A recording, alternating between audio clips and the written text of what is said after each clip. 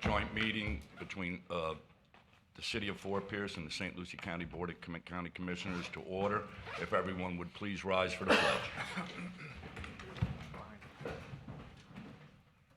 I pledge allegiance to the flag of the United States of America and to the republic for which it stands, one nation, under God, indivisible, with liberty and justice for all.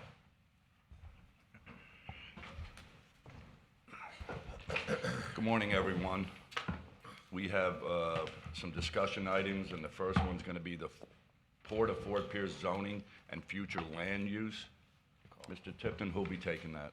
Hey, good morning, Mr. Chair and Madam Mayor and all the commissioners here this morning. Welcome. This is the second meeting that we've had this year as we discuss issues of mutual interest. One of the big ones that we're certainly excited about is the future land use and zoning changes that the city is proposing at the port.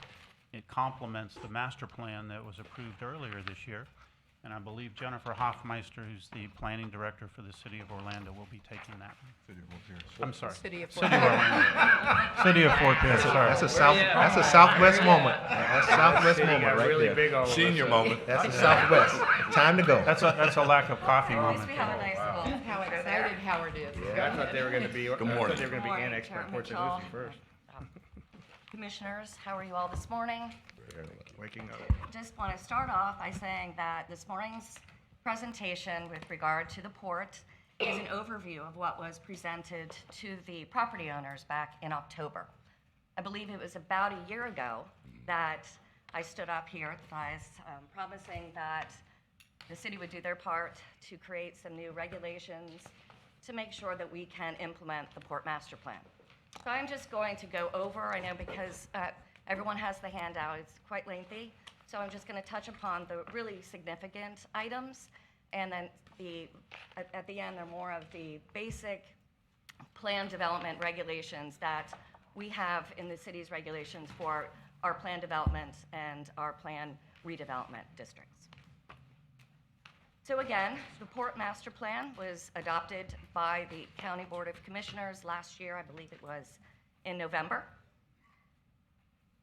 And key features of the port were the port proper, which is shown here in red, and then the extended area, which is shown in blue, which was also taken into consideration when deciding on certain uses that would be appropriate in the port. The Port Master Plan overview was established to create a long-range vision for achievement of a truly diverse working waterfront, one that embraces new industries and opportunities to help expand economic and social benefits to not only the workers within the port, but to the city as a whole. The implementation overview is really the responsibility of the city, as we are the regulatory agency, and it's our responsibility to create regulations that would implement the Port Master Plan. Survey responses were given at a series of citizen participation surveys. Unfortunately and fortunately, this was done at a time at the height of the pandemic, so most of the outreach was done electronically. There was quite a bit of survey responses, though, which often when you have meetings like this, you don't get as much public participation.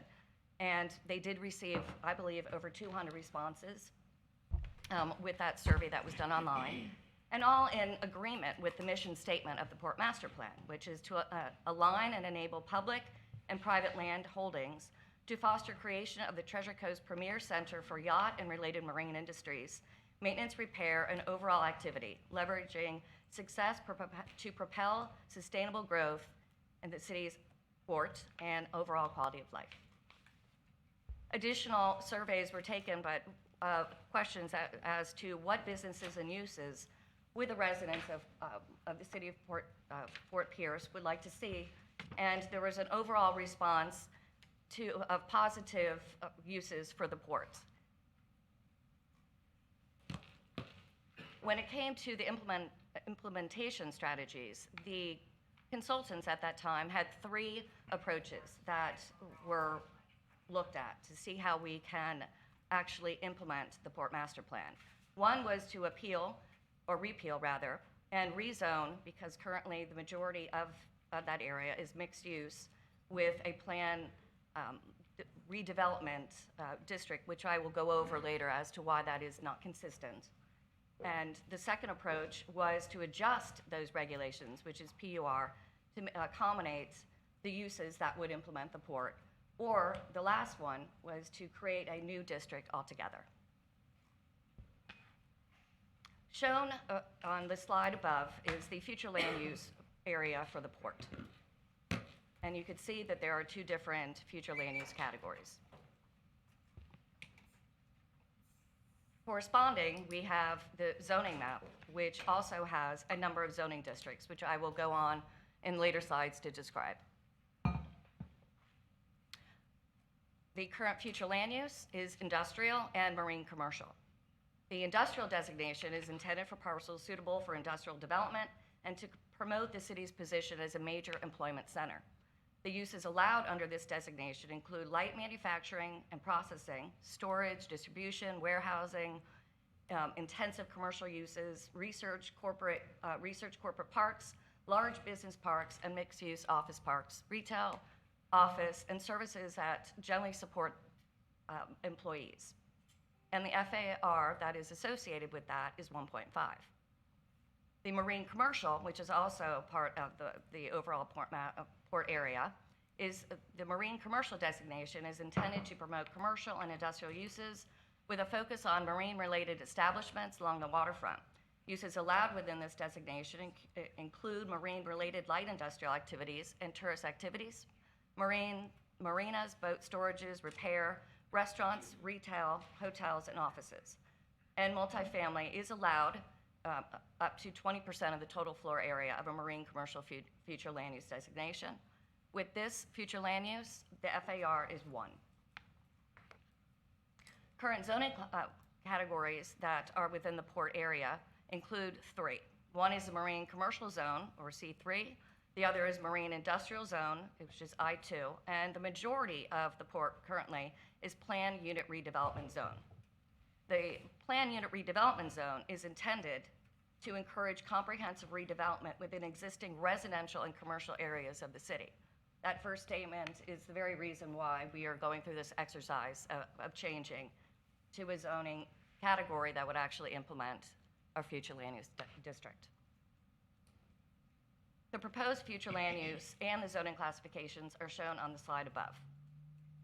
The marine commercial is what we are proposing to change the entire port to, with some basic adjustments, one being to the FAR, so that there is not a down zoning to any properties that have the industrial, so now it would be 1.5.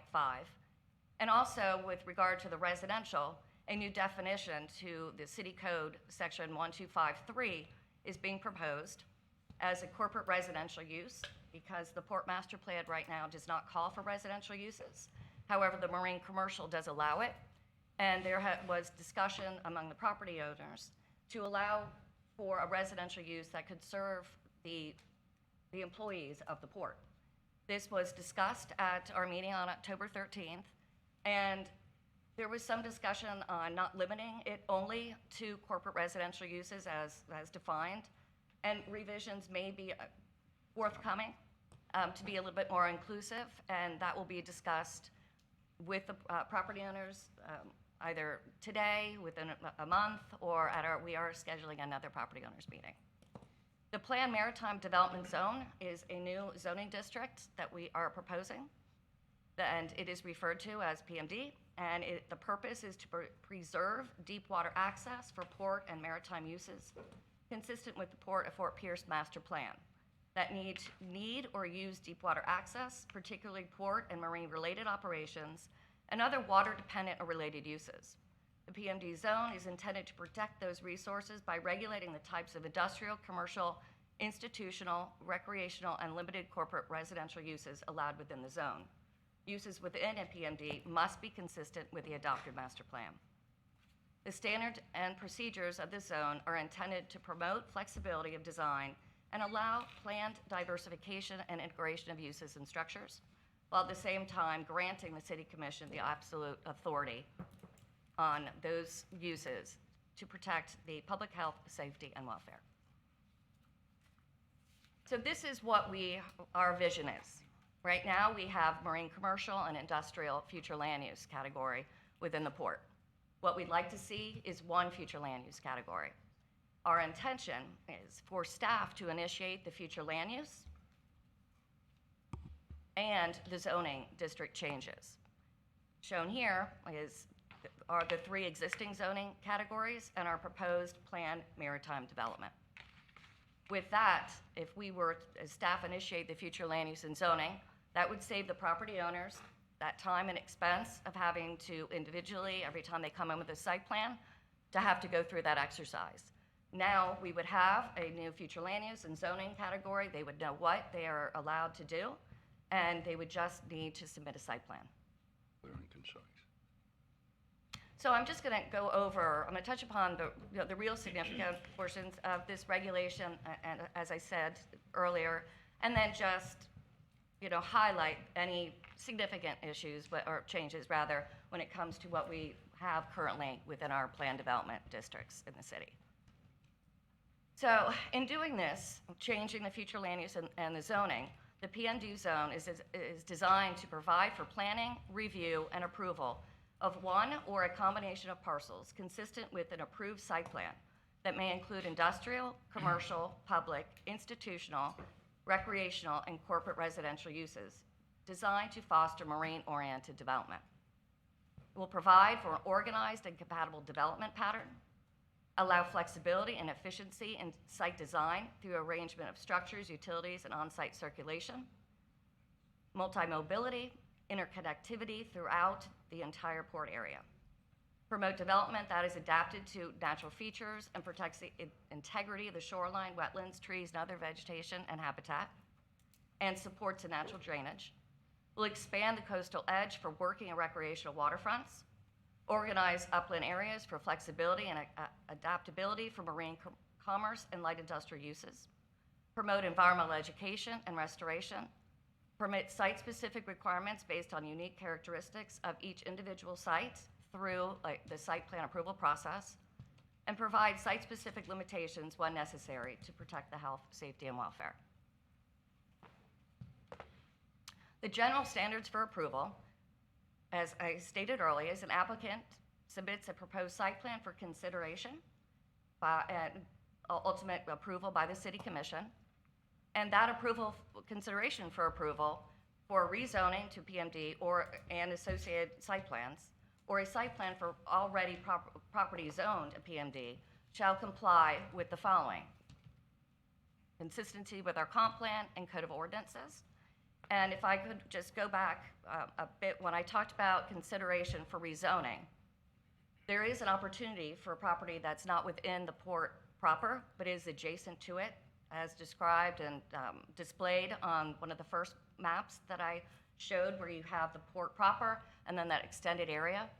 Should any of those properties seek to become part of that port master plan and have these regulations, they would be required to go through, many of that property is already zoned marine commercial, so many would not need the future land use, but they would be required to go through a rezoning to the PMD. So the following uses are what we are proposing within this zone. And if there's anything that's underlined, that came out of the meeting that was held October 13th. In fact, this was suggested by Stan Payne, the coastwise shipping. So I'm going to go through those.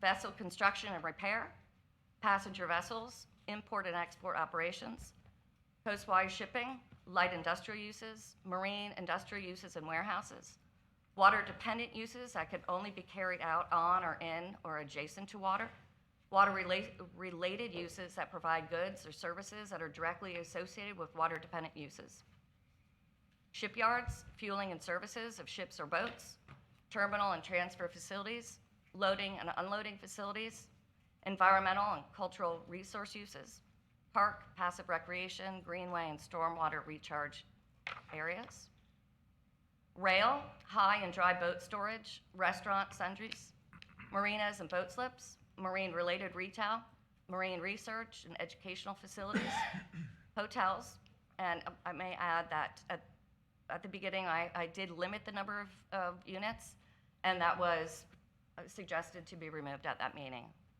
and corporate residential uses. The maximum intensity and density are as follows. The FAR is 1.5, again, to be consistent with the future land use category. And the density is also consistent with the future land use category of marine commercial. There were additional zoning regulations that were proposed and had no objections at that property owners meeting, which included regulations pertaining to access and interconnectivity, multi-mobility, and basic use standards with regard to lot size, coverage, and yards. The only reference to height is to the storage containers, and they are limited in height to 40 feet, and all other storage material that is not within a container shall not exceed a height of 30, which is already within our code of ordinances. Open space was asked to be removed at our property owners meeting, as they did not feel it was relevant to a port operation, and we agreed. And then other applicable standards are listed below, and the remainder really are already within our code of ordinances. The standards for submitting an application are also consistent with the city's review process, but it is stated here with a project narrative, a proposed site plan, taking into consideration and acknowledging environmental standards, transportation to ensure that we have a suitable site layout that shall be used for all streets and on-site drives, parking, loading and unloading, refuge collection, disposal points, sidewalks. Principal vehicle access points shall also be identified on the site plan, and streets may be dedicated either for public or private use. The process, again, that would go through, you start off with a pre-application, as you would with any site plan. Go on to your formal submittal, which would require TRC review, planning board, and ultimately a city commission. Any modifications to a site plan through this process are listed here in our code. Typically, we state that anything over 5% would require a major. We are upping that to 10% based on some recommendations. And again, goes on to describe a minor modification and how that is approved administratively, and also speaks to the expiration of a PMD site plan, which if nothing no building permit has been issued within 2 years, the designation would remain as a PMD, but the site plan would expire. The next steps, I added one since our joint meeting. Again, we will continue refinement. Today, presenting at this joint meeting. We are anticipating holding another meeting with the property owners, and that is scheduled most likely in December. And then we will complete the new zoning code ordinance, changes to the future land use and zoning map, which would require concurrency analysis that will be required to be sent to the state, and then finalize through our city's public hearing adoption process, which would require pre-app, TRC, planning board, and ultimately the city commission. And I'm here to answer any questions. Would anyone like to discuss the subject matter? Mr. Chair, if I could, and first off, good morning to my fellow commissioners from the city of Fort Pierce. I don't think we gave a very good welcome, but I'm glad to see you. And thank you for getting back to us and following up on our last meeting. Mine are going to be vague questions, and mostly because I'm not sure of, it's one thing to put it in words, it's another thing when you actually have a site plan in front of you and have to go over the details. But I just want to caution the city to please take into consideration homeland security issues that may be needed and may have to be basically forced upon a landowner because of it being a port, that those are taken into consideration so they don't get held up on anything, especially when you've got things like research or things that might be of privacy because there's a whole different set of rules that neither one of us have on our books. But I think I would hope that you'd be open to working with the landowners in regards to that.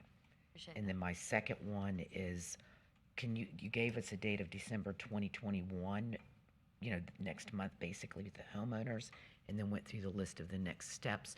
Do you have an approximate time frame of when those would be taking place? Well, if we're intending to have this meeting in December. Okay. I don't see very many more changes coming from that, maybe to the corporate residential uses, because that was really the main topic of, where I saw some of the property owners wanting to adjust. Once that is tweaked, that only takes a day, then I would Okay. schedule it for the concurrency review, because now we do have to go through a review of the future land use, which it does entail providing for a level of service standard and review. So that would take a couple of months, and then I would see in the first quarter of the year, proceeding through the adoption process. So all said and done, I would be safe to reach out and say possibly by midsummer, end of summer, the whole thing would be completed? I believe it would be earlier than that. That's good to hear. Thank you. Any other questions, Commissioner? I have No. a question. Go ahead, Mayor. The thing that was added, coastal whatever, what's the definition of that? Oh, Coastwise. with regard to Mr. Payne's Mhm, addition, that, the way he explained it to me, the way that the port defines the cargo, it really is more for outside of our coastline of the state of Florida or the east coast of United States. This definition is for that transport of material, he's coming up, along that will stay within the United States. But Mr. Payne is here to give a better Mr. Payne, would you definition. like to say a few words? Yes, sir. Thank you. Greetings. Okay, so everyone has tried to avoid using the term cargo. That has a bad reputation in these plans, so everything was done in terms of import and export. There is coastwise cargo that's part of a federal program where you can get federal funding through the Maritime Administration that's actually moving goods within the United States over water. So I wanted to make sure, and I've always thought Fort Pierce might be interesting. And another interesting point to that is Director is already part of that program with some of their hybrid vessels in the Northeast. So it's just the idea that maybe Fort Pierce would be a terminal point on coastal shipping from other points in the United States. Alrighty, thank you. Thank you very much. Thank you. Any other questions? Mr. I do. Perona? I'm down here. Oh, It's okay. I love Dan's seat, by the way. Dan, thank you. Ask We Michelle won't tell Miller. you what happened Tuesday in it. All right, I will. So, the properties that surround the proposed PMD, I think are really important. I think Commissioner Hutchinson hit upon that as far as security and it treated a little bit different. And I think I've read through in the material, there is somewhat of a plan to identify and stabilize these properties and to bring them into the full scope of what we're trying to accomplish. Have we done that? Is this really part of what's going on here? Mr. Perona, I do believe so, and there have been conversations at the property owners meeting. There was representation from property owners just outside, within that area, that extends that line that was blue, which I'm not proposing at this time to do a staff-initiated change to the future land use or zoning for those properties. I believe most of that property, again, is marine commercial, so it would only require rezoning. It would be if they desired it, if the property owners desired to come in, because again, these regulations are to support the Port Master Plan and implement the Port Master Plan as it was defined and adopted. And that only included that area that is right now considered the port. I would even take it a little bit farther than that, though. I'm looking at the north and northwest sections as far as residential and commercial and how it relates to the port, and to be able to identify how it can also support what we're trying to accomplish here, rather than wait as we develop and say, oh my God, there they are, what are we going to do with it? I think it needs to be part of the conversation going forward. Understood. If it is the commission's pleasure, the next meeting I can extend invitations to those owners of property that are just right outside the port. Thank you. That's a good idea. Mr. Johnson? I like that idea. Actually, could you show the map, Ms. Hoffmeister Drew, that you were referring to, and right outside the property line? You made reference to it a couple times. So that's actually across US 1, if I see correct. Is that correct? Yes, it's in that area that is within the blue and the red lines. Okay. So it's east of US 1 then, those property owners. Okay. It Got it. appears, yeah. I just wanted to be clear on that. Thank you. Any other questions? Seeing none, thank you so much for your You're welcome. presentation. Thank you for your hard work, Jennifer.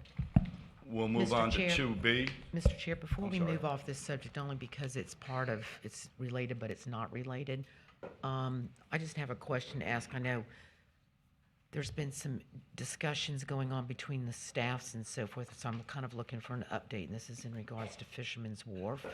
We had, the county had moved forward and spent a great deal of its funds, just under $500,000, if I'm not mistaken, in regards to putting in the new boat ramp.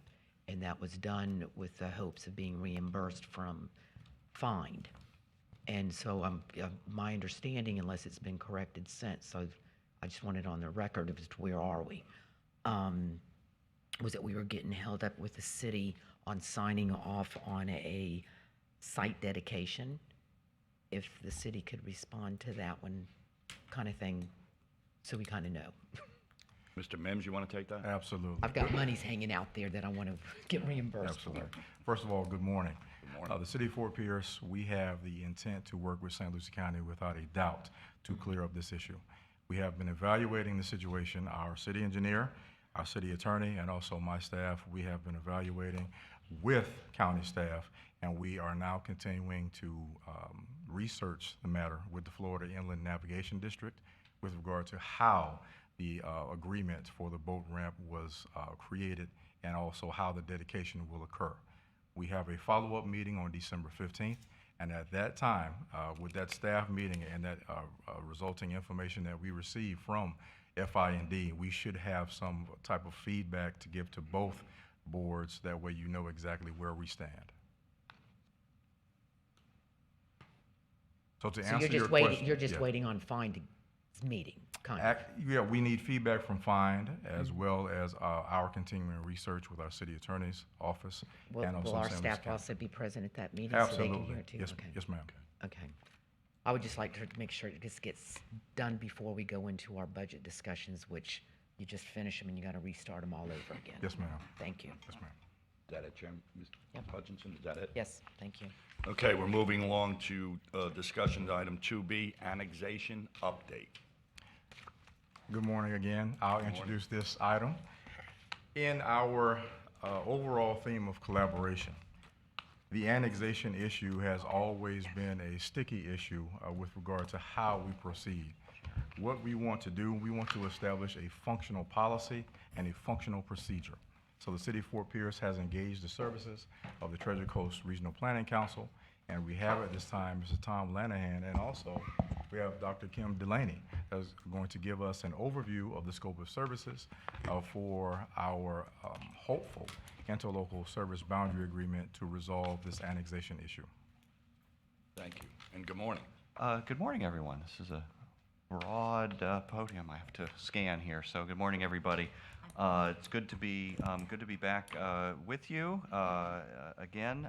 We were here in May and gave a kind of a broad overview of all the different types and flavors of annexation, and then some of the issues involved. You'll recognize a few of the slides in here. We're going to spend a little bit of particular time this time on the interlocal service boundary agreement concept. So there's a bunch of different types of annexation. Highlighted in red here at the bottom is our topic for today. And then, you know, as you'll remember, we spoke about the whole host of different complexities that come from the remarkably irregular boundary of Fort Pierce And that's not a judgment, that's an observation. But it certainly brings a host of challenges with it for property owners, frankly, and both jurisdictions on, what are the zoning rules in place? Who's doing the building inspections? How does the trash get picked up? All those different sorts of issues. So this is just a listing of some of those different things, and you'll see as we move into the interlocal service boundary agreement discussion, the way that it dovetails with trying to address these different issues. So inefficient service delivery, difficulty to plan for orderly development, jurisdictional confusion, roadway ownership and maintenance, and then the issue of properties potentially receiving benefits without the tax burden that comes with that. So we have interlocal service boundary agreements. So these are provided for in state statute, an entirely new part of Chapter 171, which is what governs annexation. An entirely new part was created a few years ago, creating this ISBA. So for the interest of time, I'll say ISBA from now on. ISBA to recognizing that these issues are not unique to this community, they're statewide. And so what are the intents? And this is laid out in the statute. Intergovernmental coordination, efficient and effective service delivery, flexible process to adjust boundaries, address a wide range of the effects of annexation so that these things are not happening in a vacuum, or we're not taking into consideration all those different factors that need to be involved. Reducing conflicts and duplication is one of the things that happens when relationships sour or something doesn't go well. Everybody armors up, and that takes a long time to work through that, and it's very expensive for everybody. And then sensible boundaries that reduce the cost of government so that you're not leapfrogging across one jurisdiction into another little piece of your own jurisdiction, which is obviously very inefficient for everybody. And so what is the process of an ISBA? So the process is laid out in statute. There is an initiation, which of interest, either the city or the county can initiate an ISBA. In my observations, it's typically the city that does that. But they will initiate the process. And in that initiation, there's a preliminary list of issues that are addressed. There's an area that's described. We would like to come into an agreement with you about this particular boundary, is what the city's resolution would say. And then there's a time period the county is required to respond to that. And it can be either, you've got the issues right, you've got the boundary right, let's keep talking, let's get this process going, or the county has the option at that point to put additional issues on the table, or say, well, we'd rather look at these aspects or something like that. And then if that happens, then the city actually has to respond to the response. It's all in the statutes.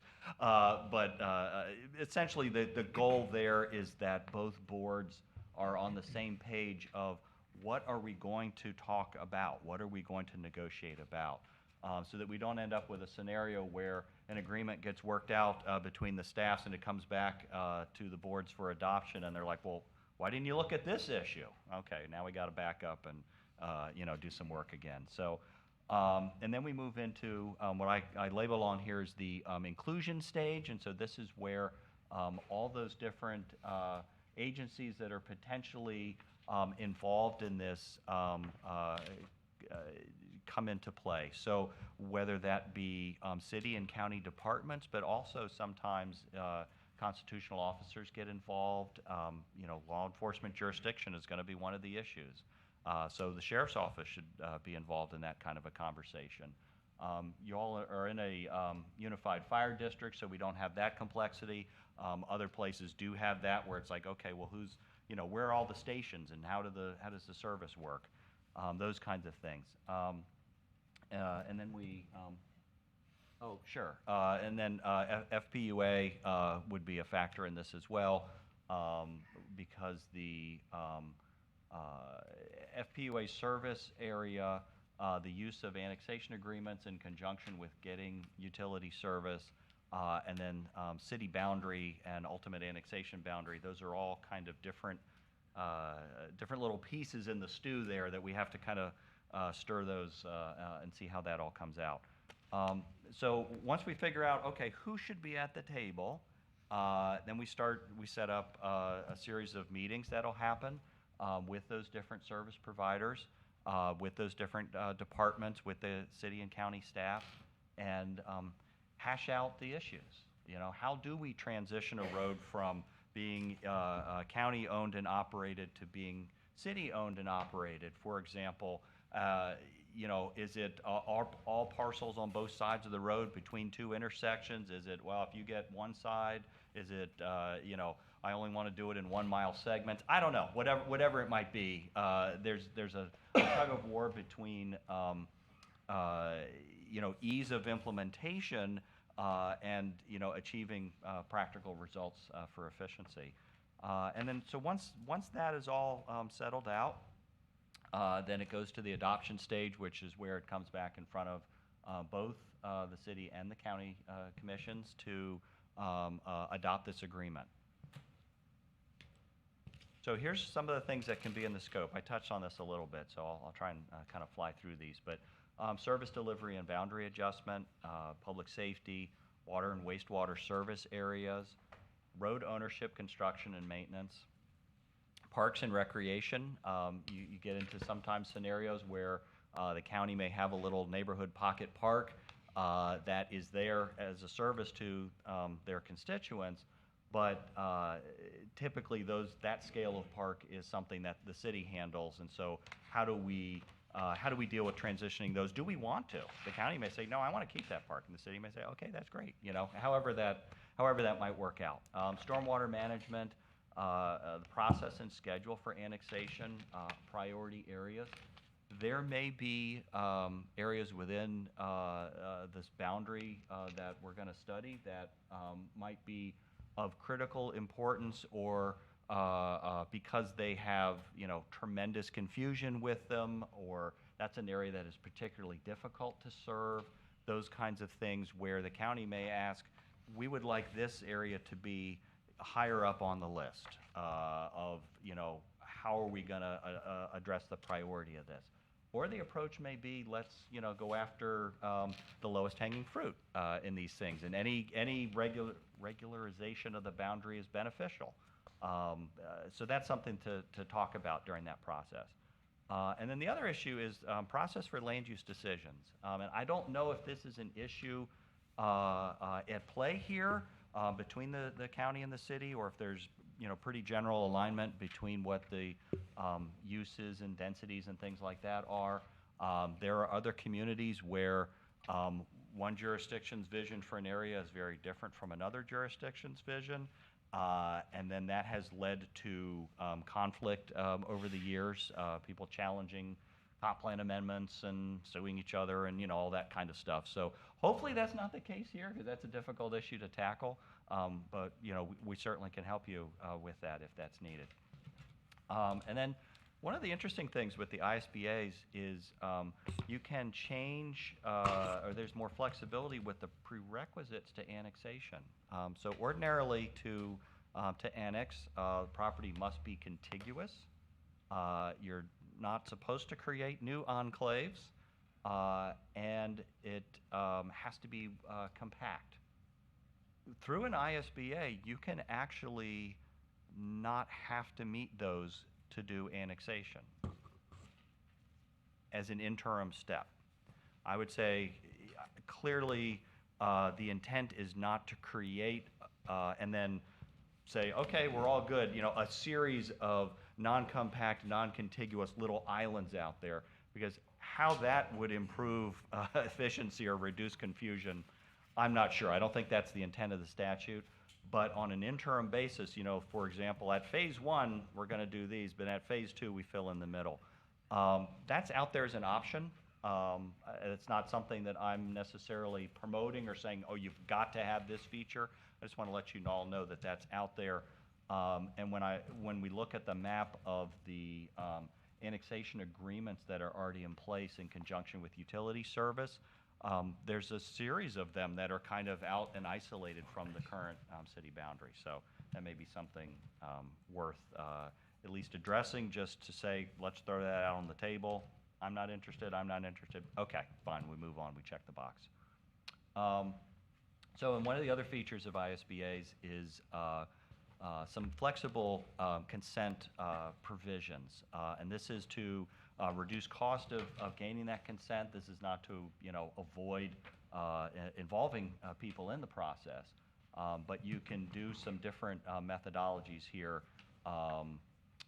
different ways to get majority consent and attract that consent versus the regular part of the statute. It's a very formalized ballot box polling place consent process, which, when we look at the kind of turnout that you potentially get in those things, frankly, are you actually hearing from the people that live there, or just the 4 people that wandered into the polling place that day and, oh my God, we're voting today, and happened to vote. So.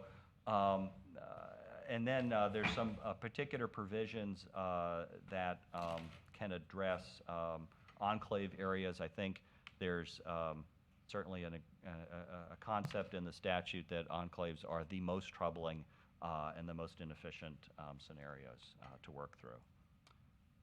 So this is the part where I'm kind of throwing these issues out there to you. If there are thoughts today, I'd be interested in hearing them.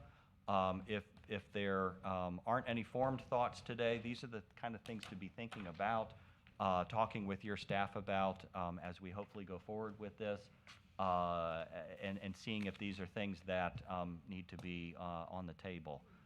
Road ownership and transition. I think there's consensus that that's an issue.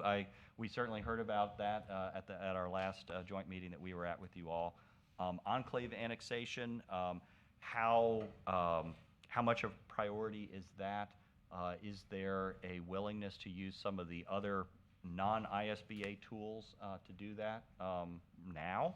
For example, enclaves that are less than 110 acres in size, through a relatively simple interlocal agreement between the city and the county, those can be transitioned into the city. It's a pretty straightforward process. But if you'd rather wrap those up in the ISBA and all that, that certainly can happen. Are there areas that the county specifically does not want to see annexed into the city? That would be something to know as we go through this process and kind of pick out sometimes some of the why in that. I'll give you an example. Broward County, a number of years ago, their county commission essentially made a policy choice that they wanted to get out of the municipal government business. They did not want to do, city level kinds of things. They don't want to run subdivisions anymore. They don't want to do some of these things. So they kind of charged all the cities in the county to annex up whatever's in the gaps there, whatever's missing. However, there was a few areas that they did not want annexed. Enormous 1,000-acre county parks. They're like, why don't you leave that to us?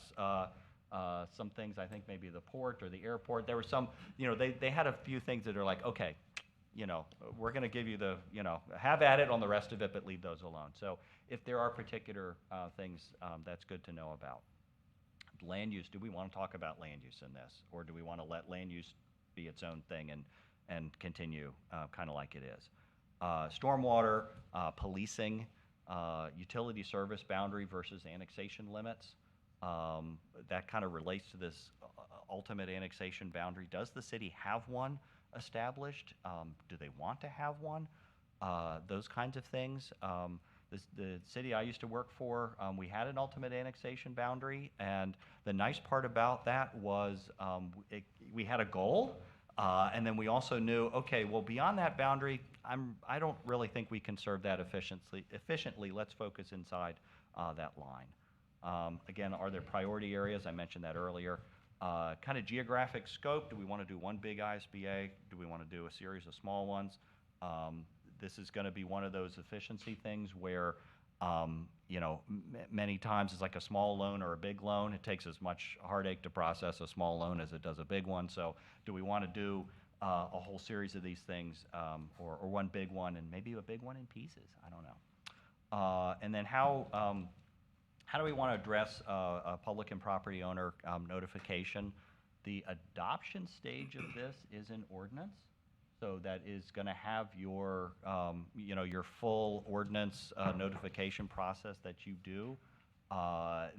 The along the way stage can range from, notification into the community, newspaper advertisements, website work, things like that on kind of one level, all the way to send a letter to every single property owner inside the boundary. I lived that. That was extremely onerous, and I would tell you, very confusing for the property owners, because they got that letter and they thought they were being annexed that day. Come to the meeting or else you're going to be, I didn't feel it'd be so bad, but anyway, that you'd have to come and do that, because that's one of the takeaways from this, a learning thing in that the ISBA does not change anybody's property jurisdiction. It does not do that. It sets a framework to do that in an efficient, planned, upfront, here's what's happening manner, but it doesn't change anybody's jurisdiction in and of itself. So what we're proposing, we've been asked. We didn't, just show up and say, hey, let's do an ISBA. We've got asked about this. We think that we would love to help you do this, to work through this process.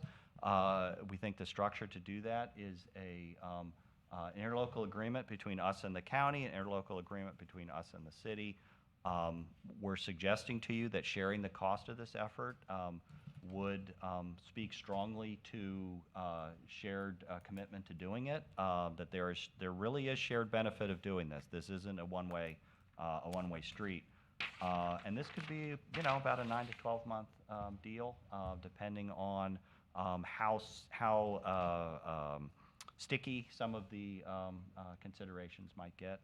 And I think, yes, that's it for me. I'll hang on this slide here, and I guess I'm happy to take any feedback that you all might want to share at this point. Would anyone like to have any questions or comments on Mr. Lanahan's presentation? Mr. Chair. Mr. Johnson? Thank you, sir. Good morning, all. Glad to be here and appreciate the opportunity to speak with you. I think the list that's here is definitely the critical issues.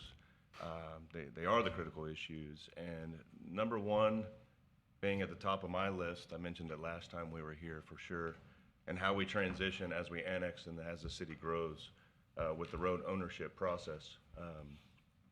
The enclave annexation process probably a little bit lower on my list, but I think it can be mentioned and dealt with. Utility service boundary and annexation limits for sure being number two, without a doubt. And I don't have any specific priority areas unless someone wants to talk about that today.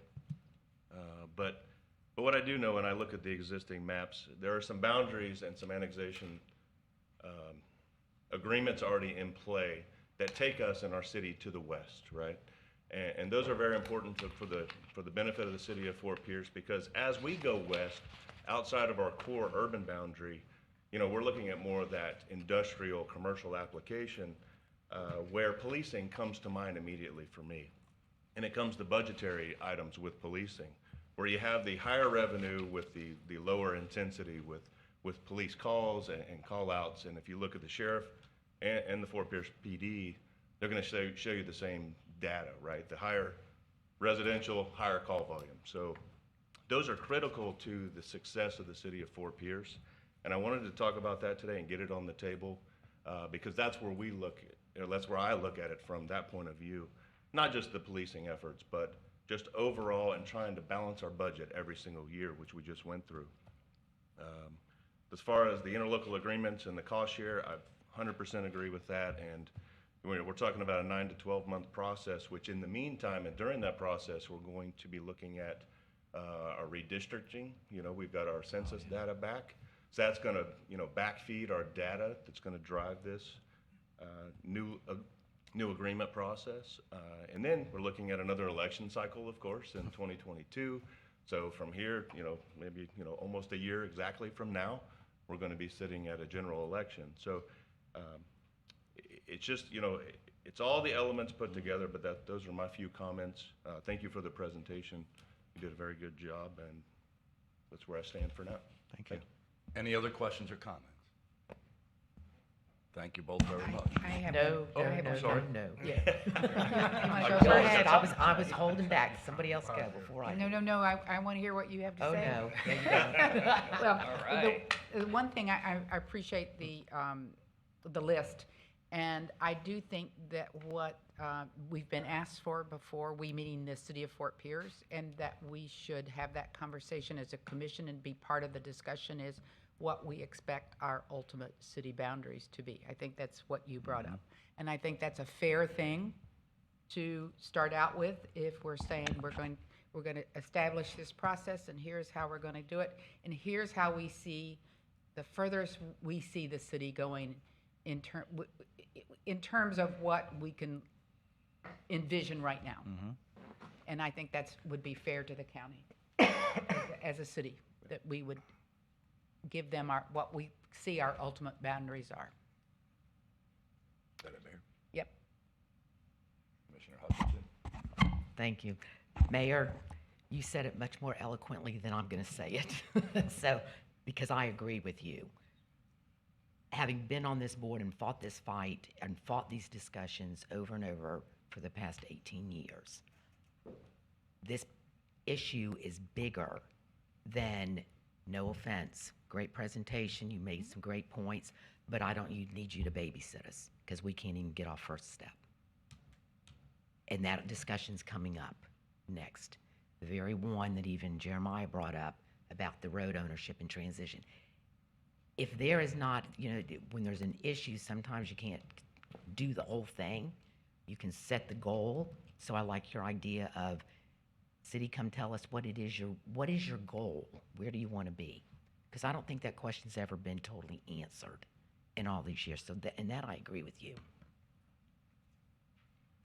But you have to sit back and start doing it a little bit of a time and a little bit of trust between both commissions and how it's going to go and so forth.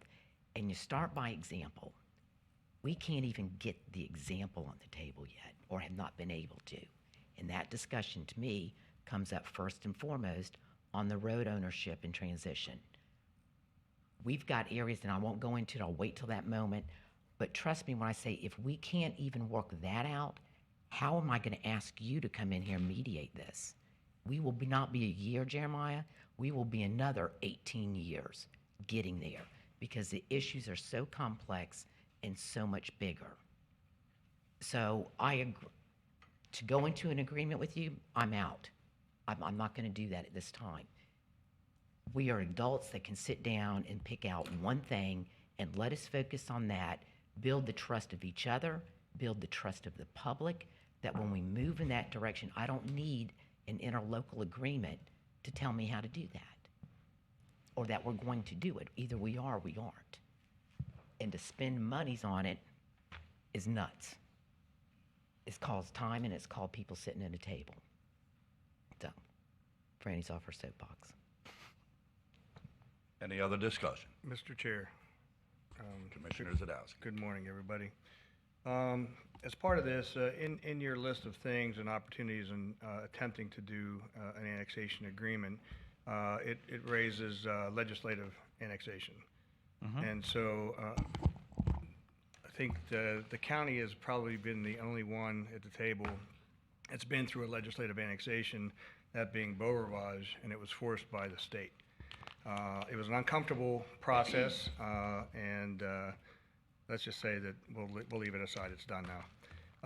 But as part of legislative annexation, can you give the structure of how legislative annexation occurs is it initiated by the city and the county and then taken to the state for approval?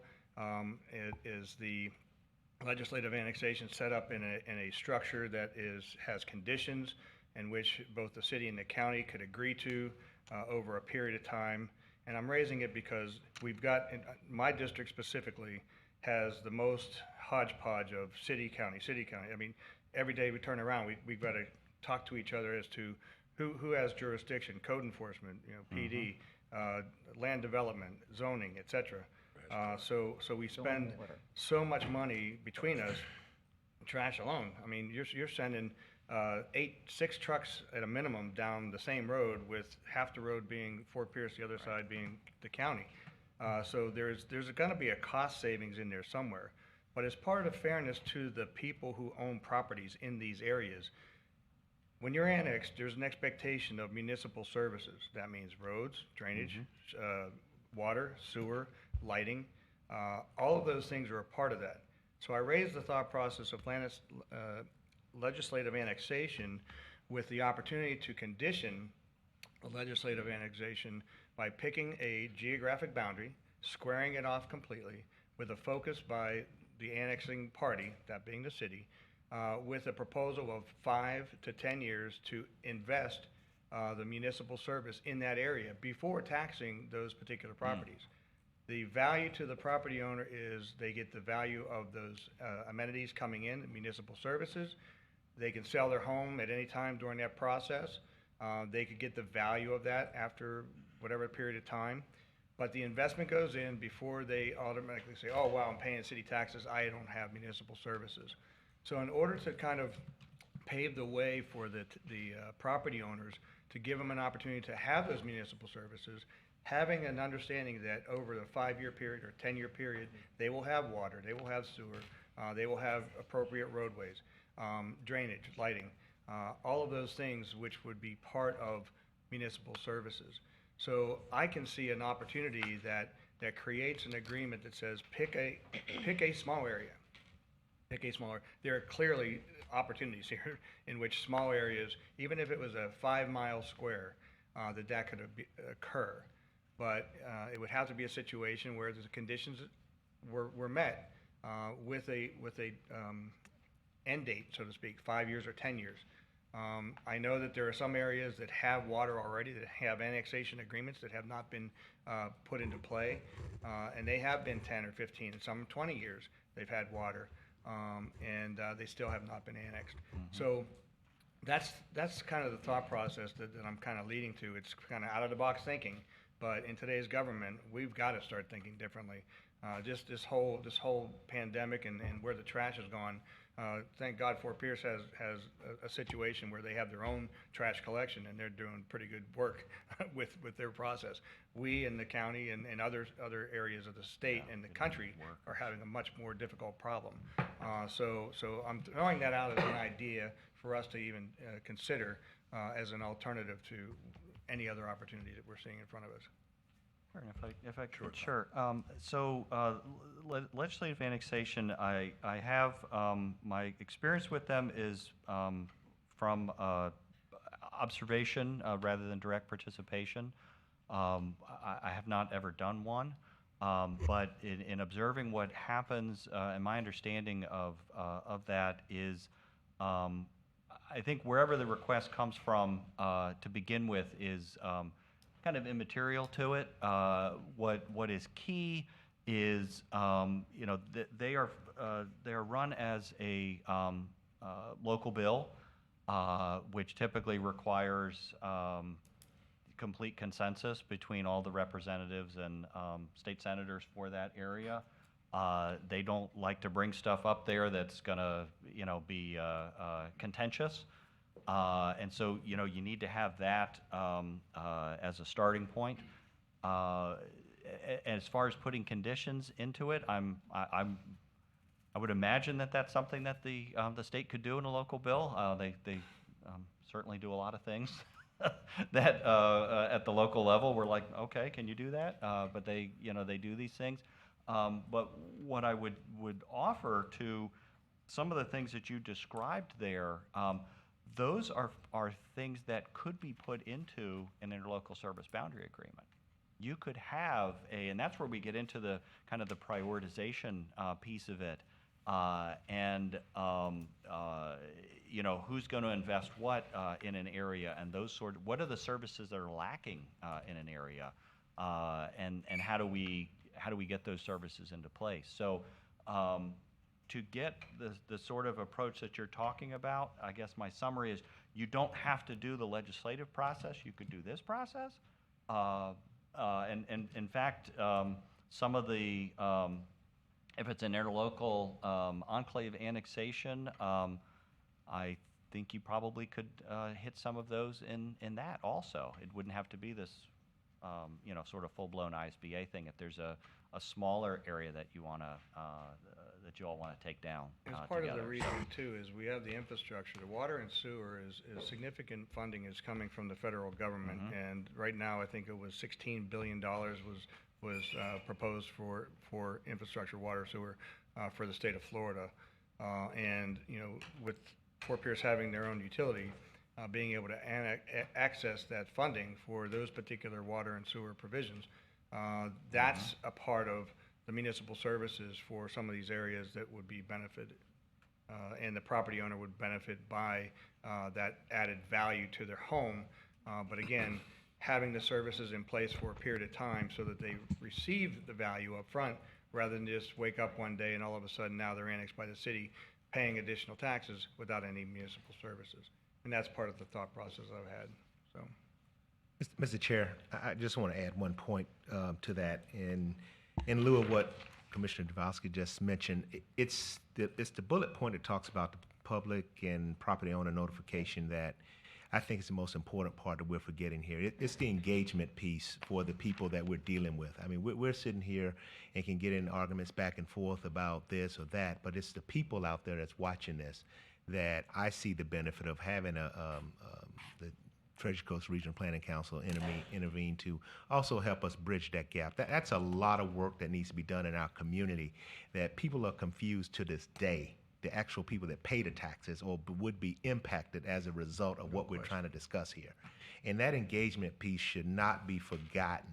And that's one of the reasons why I'm in favor of such an interaction, because we don't have the time right now to run government. I know we don't have enough time to listen to all of that and try to find out solutions. And so we're going to need some help with that. And so that's my piece of it. I think we should really consider that, because if you go to the citizens that we're going to impact right now when it comes to annexation, there's a lot of mistrust and there's a lot of misunderstanding out there that needs to be corrected first before we begin to go down this path as well. Thank you, Commissioner Johnson. Mr. Chair, could I follow up on that? Commissioner Absolutely. Johnson, you make a great point, because that's my point. No one's even reached out to the people that are going to be directly affected by it, if there's even any interest, or is there a desire? So to me, that's kind of like the first thing that we should do. And those, I disagree with you. I don't have to pay somebody to go do that. Part of it. If we can show those little bits of types of things before we go down that road, if there's even any interest. I mean, I don't want to go start off with agreements and so forth if I don't even know if I've got the public support behind it from the ones directly affected. And then it kind of touches back to what Commissioner Zadowski mentioned about what is the city's plans. Maybe that's what Mayor Hudson commented. The city go back, what do you want? Where is it? What are you willing to do? What are you not willing to do? So that we're all talking on the same page. So I go back to my comment. There's a goal, but yet we're going to have to start off on a very small level. And that doesn't mean annexing tomorrow. It means what can we at least start agreeing on, whether it's one little thing at a time. And that's going to take longer than 9 to 12 months. I don't need to pay somebody to help me figure out what we're doing here today. Anyone else? Mr. Chair, one Mr. quick Johnson. comment. Commissioner About Johnson. 2 years ago, maybe 2.5 years ago, Commissioners, we started that process with a letter from Mr. Mims to Mr. Tipton. And we started talking about areas that we classified as 1A, 1B, 2, 3, and 4. And it had to do with geographic location around the city of Fort Pierce. So Commissioner Hutchinson, you're right. If we wanted to take a small bite right now, I think we need to bring that back to light. I think it was a great idea at the time. We got caught up in some utility conversation, which muddied the water a little bit, but maybe not so much. It spurred other conversations, which have been great so far. But I'd like to see maybe that resurrected, and it had to do with, the very first one was Paradise Park. Paradise Park, right off the bat. You got 55 to 60% of the properties already in the city of Fort Pierce. Most of them being developed already. There's quite a few that are undeveloped and just vacant. But I think that'd be a great start. It kicks us off with some correspondence with residents. It kicks us off with a solution together as a unified front, and we go forth and try to move it forward. The other section was down at Okeechobee Road corridor, more of the southwest portions of the city and the county. So, yeah, I'm all for it. Agree. Let's kick it off that way. If we need to bring back the interlocal agreement with the Regional Planning Council, I still am for that. I don't want that to go away because I think there's a lot to that. But if we can take off on our own at first, then let's do it. Okay, any other discussion? Mayor? Just one last thing. I share your wish to go back to that. That was well thought out. We presented a plan to the county that of an area that made good sense for annexation in total. We got off track and it hasn't been revisited. I'd like to revisit that. I'm okay with the help from the Treasure Coast Regional Planning Council. In a little way, I differ with you, Commissioner Hutchinson. The very fact that we haven't made any progress, maybe somebody else can help us make progress. And also, I just want to remind everybody that we are continuing to annex one by one, and we did it the other night. I think it was 22 to 25 parcels that we, and that's what I reminded everybody at the last meeting. We're going to be talking about these big areas and saying, no, we're not going to deal with it, we're not going to deal with it, while we're continuing to annex little by little. And so these problems are going to be on us whether we do ISBA process or any other process. And they are on us, just like what the next subject And that's matter. Mr. Chair. Yeah, sure. Mayor Hudson, I agree, because I know you've been in, we get noticed of them, and I think, in fact, I just asked Commissioner Perona, do y'all have a recent map? Because y'all used to have a map that showed up there, but it's been years since I've seen one. That being said, I'm going to ask the magic question that's really at the crux of a lot of my comments. When you annex the properties, did you annex everything that goes with them? The roads, the stormwater, that's the crux of the whole discussion to me. Right. It's not just the property being annexed in And that, to the city. and that's probably what we need to discuss.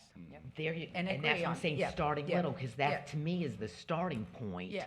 I don't need to see where you're doing it as much as I do what is being annexed and what's being left to the county's responsibilities without our knowledge. We'll get And you without a an recent agreement. map. We'll get that to you, because we do have one. Of the map, Tom's Yeah. going to do it. I've already asked him. Okay, good. Okay, thank you. Mr. Chair, just one final question. Are you going to also bring up Sheridan Plaza, which has had water and sewer for 25 years? So Paradise Park and Sheridan Plaza are pretty much set side by side, and they've been paying taxes for a long time, and so that one I never understood that one. Paradise Park, so we just put another 18 million. Paradise Park looks like Swiss cheese. Sheridan Plaza does not. Correct, but So that was why the priority is, in my memory. Is that right, Commissioner Johnson? Is that your memory, why we Yes, ma'am. chose east of 25th? so Paradise Park is pretty much done now, except for the empty lots. There's only one holdout, and I think she demanded to be annexed in, so. Any other discussion? I'd just like to recognize the clerk of the court, Michelle Miller's in the room. And Michelle, I just want to thank you for the other day. I don't think anybody could have got our reorg meeting through with some smiles, for lack of a better word. So thank you very much, and I just wanted to make sure we recognized her. We're moving on to impact fees. Thank you very much. Sure, thank you all very much, and I just want to close with, we are absolutely available to assist you all, both the city and the county, in any way on this. We don't need to have a, interlocal agreement and money changing hands and all that other stuff. There are dues paid to us to assist with, local government efforts. So the kind of first steps you're talking about, we're certainly able to help you with that, and we would love to do that. Much appreciated. Sure. Thank you very Sure. much. Thank you very much. Thank you both. Mr. Chairman, just from a staff discussion to my commissioners, we will bring this subject back to you at an informal so that we can workshop this idea and figure out how we can reconnect and restart these conversations with I the can city. take that off my checklist because that's what I wrote. Sir. All righty, next is impact fee mobility plan update. Who will present? Mr. Mims? Yes, Commissioners, at the last joint meeting that we had, there were some concerns about the impact fee collection, distribution, and also the utilization. What we have provided in your backup documentation is our historical collection, what they have been utilized for, and also we are now investing in a determination as to how we utilize the impact fees to make the transportation of the city of Fort Pierce much better. And we're changing our thought process. It's not about moving vehicles, it's about moving people. So we have our Director of Planning that's going to give us a brief overview of the mobility plan. We're not talking about a mobility fee. We already have an impact fee structure. We're talking about a mobility plan. So I don't want that to be confused. So we're trying to improve, and our Jennifer Hoffmeister Drew is going to tell us how. Good Mayor morning. Mitchell, board members. Okay, so before you, I know that everyone has a copy of this proposal by New Urban Concepts. Again, I just want to start off, this is a proposal. We have not approved any of the tasks. We are looking at it now. And I just want to explain a little bit as to another planning exercise that we are doing, City of Fort Pierce. Not only does the port have inconsistencies with the future land use and zoning, but most of our downtown, it has across the board, maybe about 3 or 4 future land use designations. Similarly, about 3 or 4 zoning districts. So in order to really come out as a developer and come into the downtown, one doesn't really know what they are allowed to do. Also, the level of service. What can our downtown, our infrastructure support? Because right now in our central business district, we have properties that are coming in, and we really don't know what that infrastructure is. Similarly, on our beach area, we have level of service that is failing on Seaway. So we have collectively organized a group of planning consultants that are being overseen by the planning department to evaluate not only our transportation network, but also with the help of FPUA, look at what our utilities are, with the help of our city engineer, look at the infrastructure, what is underneath there, and also with the help of a planning consultant and New Urban Concepts to take what that data comes up with and see how we can better utilize it for pedestrian safety and overall quality of life. Not just focusing on the vehicle for means of transportation, but really looking at how we are going to move around in a limited area in our downtown because we're not widening roads in that area. So how do we provide for a quality of life that really focuses on the pedestrian? So we are looking at including Jonathan Paul into our group, and to effectively, as the purpose of his program is, to move people and provide mobility choices that requires a mobility plan. We do not have one. Right now, we have a comprehensive plan, and in our transportation element of our comp plan, it speaks almost solely to multi-mobility, but we do not have a direction or a plan to actually do that. So this mobility plan, we foresee will do that, and it will be a coordinated effort, as we will be talking in a few minutes just how many county roads are in the city. There has to be a partnership with the city and the county in order to do such a thing. And again, as Mr. Mims stated, this is solely a mobility plan. We are not tackling any fee issues with this. We're coming up with a plan to how to move people and in other ways other than the vehicle. And right now, these are the proposed tasks that we are evaluating. And hours may be reduced in some areas or increased because we are, Kimley Horn is our consultant that's taking a look at the level of service for our roadways. And they will be working in coordination when we come up with some mobility options and really looking at developing some concepts, some cross sections, really incorporating some complete streets as we talk about, which is a big buzzword now all across the United States, really in the world. So that is all I have for you at the moment. But as soon as we knock down on a proposal, I will make sure that all of you have a copy of it. Thank you very much. Is there any questions or comments? Mr. Chair, I just have one question to the city in Commissioner regards to Hutchinson, go this, ahead. and thank you for sharing this and correcting some of the rumors that are flying out there. Do you have, you mentioned specific area in the downtown and the beaches when I went through all the background and so forth. So do you have a specific area that you're looking at? We That's do my right first now. question. And Chair, Sure.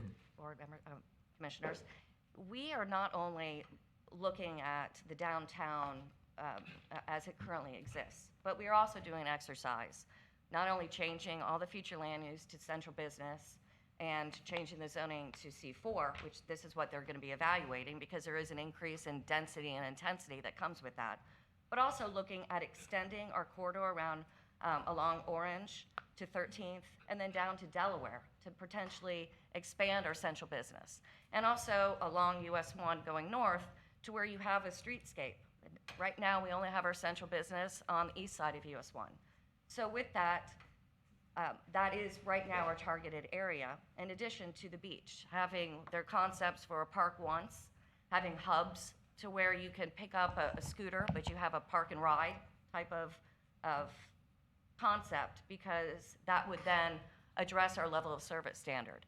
And maybe we won't stick with the traditional level of service. Maybe we'll go to more of a quality of service standard that really addresses all modes of transportation, not just the vehicle trips. Okay, and all of that area is within your CRA, is it not? It is correct. Okay, thank you. Thank you, Commissioner. Any other comments or questions? Mr. Chair, I did want to mention that, as you are aware, but I wanted to make sure the city officials are aware that the county is updating our road impact fees, in fact, all of our impact fees. And we anticipate that draft coming out shortly and going through the public review process. As you know, we've had our impact fees in place since 1985.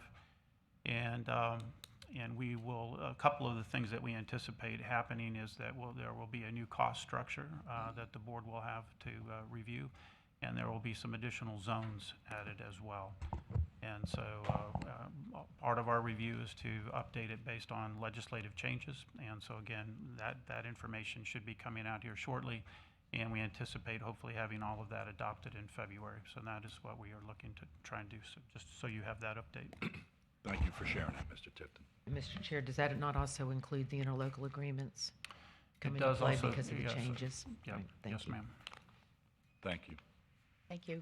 Any other questions or comments? Okay, we're moving right along. We're going to Section D, Transportation Improvements. This is, The next item, we wanted to talk about some transportation improvements. There's going to be two primary roads that we wanted to talk about.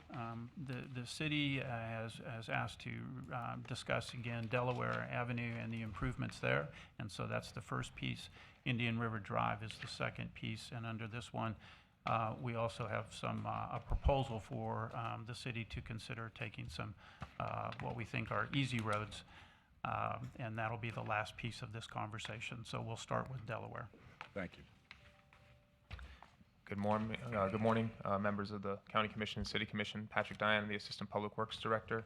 I'm joined by Jack Andrews, your City Engineer, and Don West, our Public Works Director. Pleased to be before you again today. I'm going to be very, very brief with really coming back and revisiting the subject about Delaware Avenue, which was last covered during our last joint meeting roughly 6 months ago.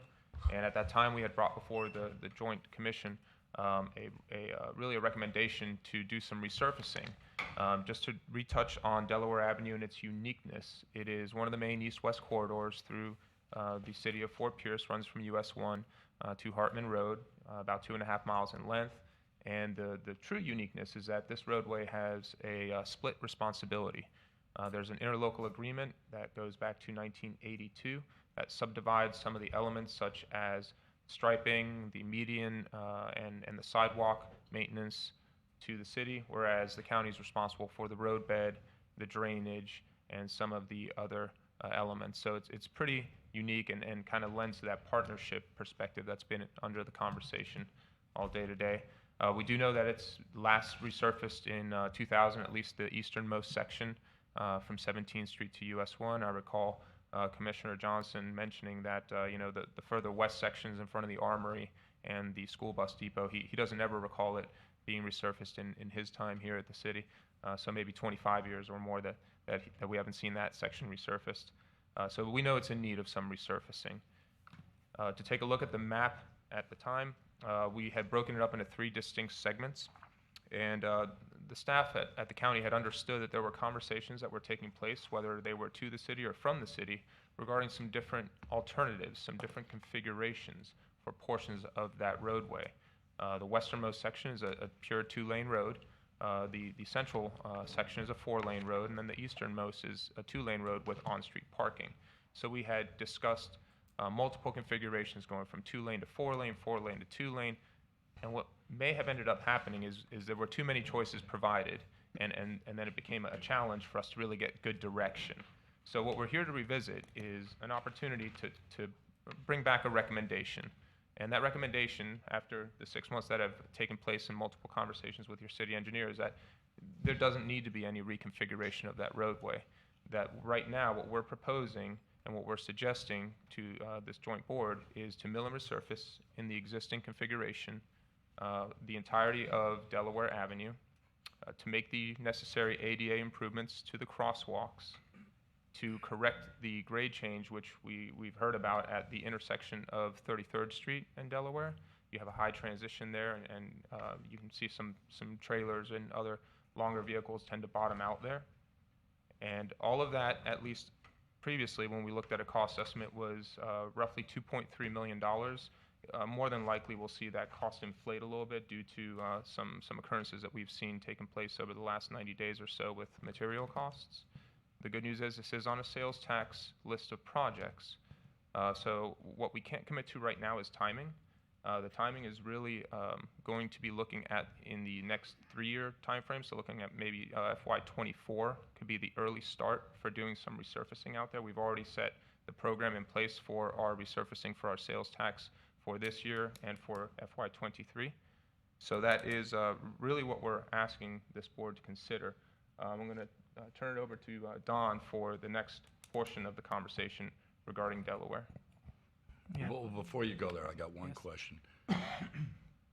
On Delaware, when you say you're going to resurface and restrike, will that take care of the flooding? Well, that's what I'm going to talk a little bit about. Okay, thank you. Yes, sir. I jumped the gun then.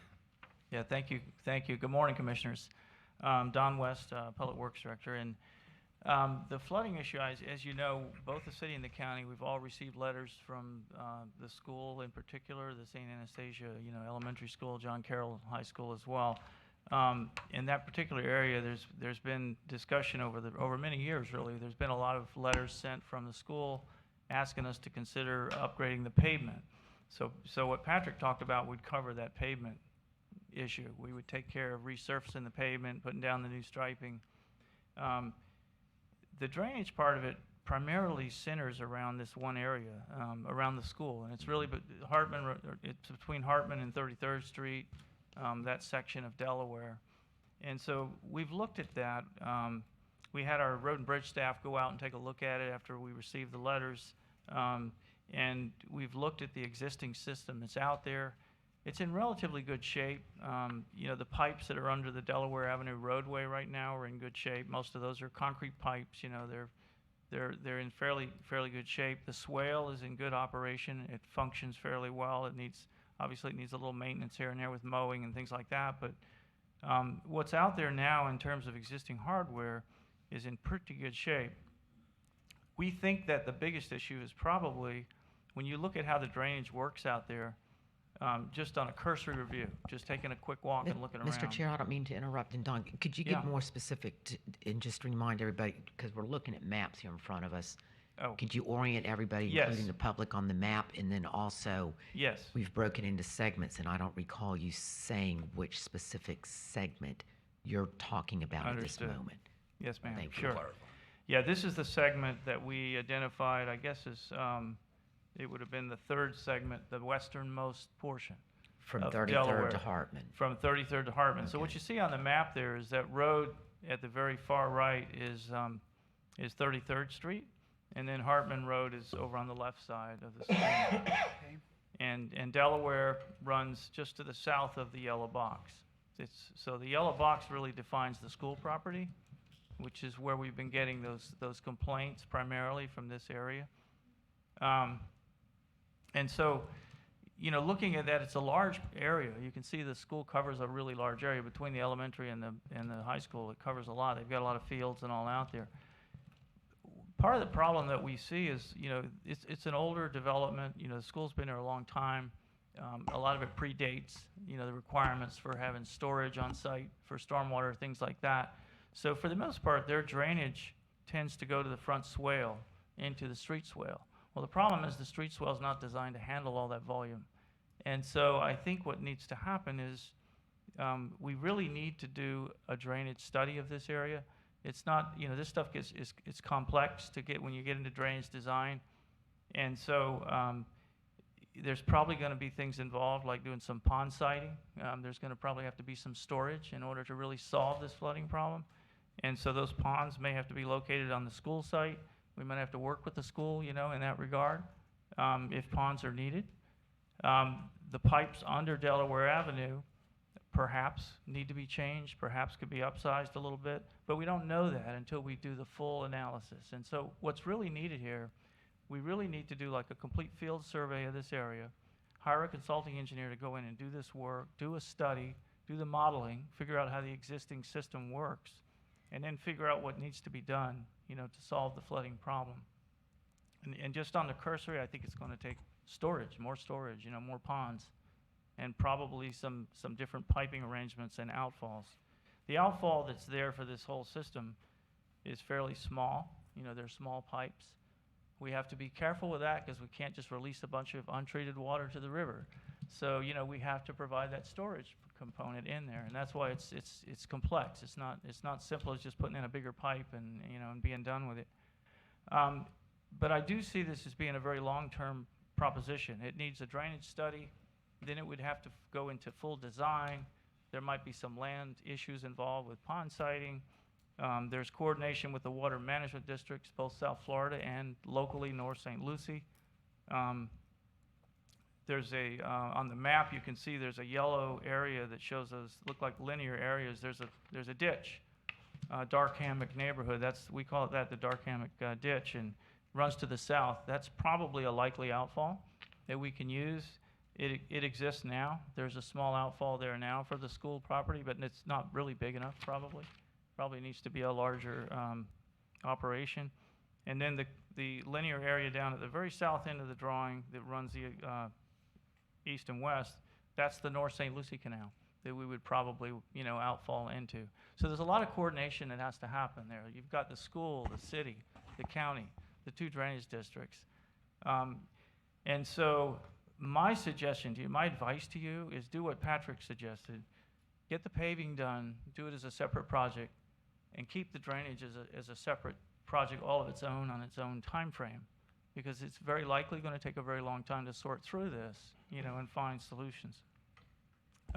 We did speak with our consulting engineer that's working with us on Delaware Avenue, and they suggested a drainage study of this magnitude would be roughly $75,000 in cost.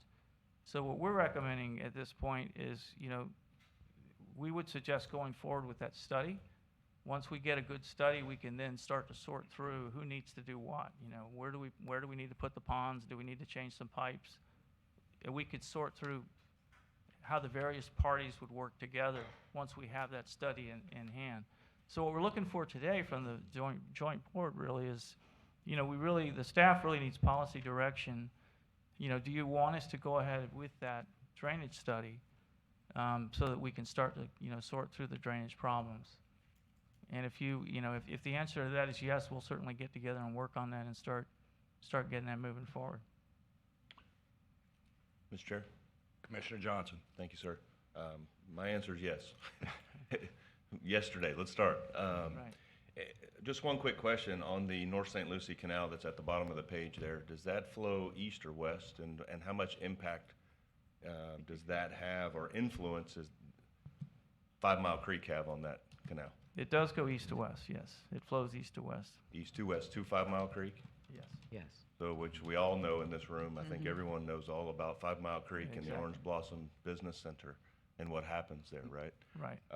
So there's a contributing factor. So immediately my mind went to, do we have any land available in the surrounding area? And I say within a quarter-mile radius somewhere that we can build a stormwater treatment area possibly. The only lands that I know of are Fort Pierce Utilities Authority, their headquarters down to the south on 37th. But the other lands that are county or city owned that we can utilize and maybe also get some grant funding as we take on this study. And that's why I said yes, and I said it immediately. Maybe there's some opportunity for some, partnering funding, and then we create some environmental impact where, we're directly contributing to the 5 Mile Creek basin, which of course we all know goes to the North Fork, and we know that goes to the river. So that's where I am. I think there's a lot of opportunity here. Commissioner C. Johnson, it's his District 1, right? So you probably get quite a few calls about this. I got quite a few calls in the last 2 months from Dark Hammock, but unrelated to drainage, just because it hasn't been raining. So, but I've received phone calls before. That's where I am. Thank you. Mr. Chair, as part of this, I'm looking, I don't know how old this map is and if development has come to the south of Delaware. I see two large parcels, one that actually directly comes off of Hartman down to the North St. Lucie Canal. And Commissioner Johnson, I've been talking about this whole section for a long time. And my last meeting in Washington, D.C. with FEMA, there was mitigation money available to mitigate against flooding and damages and the cost thereof to FEMA for that type of a situation.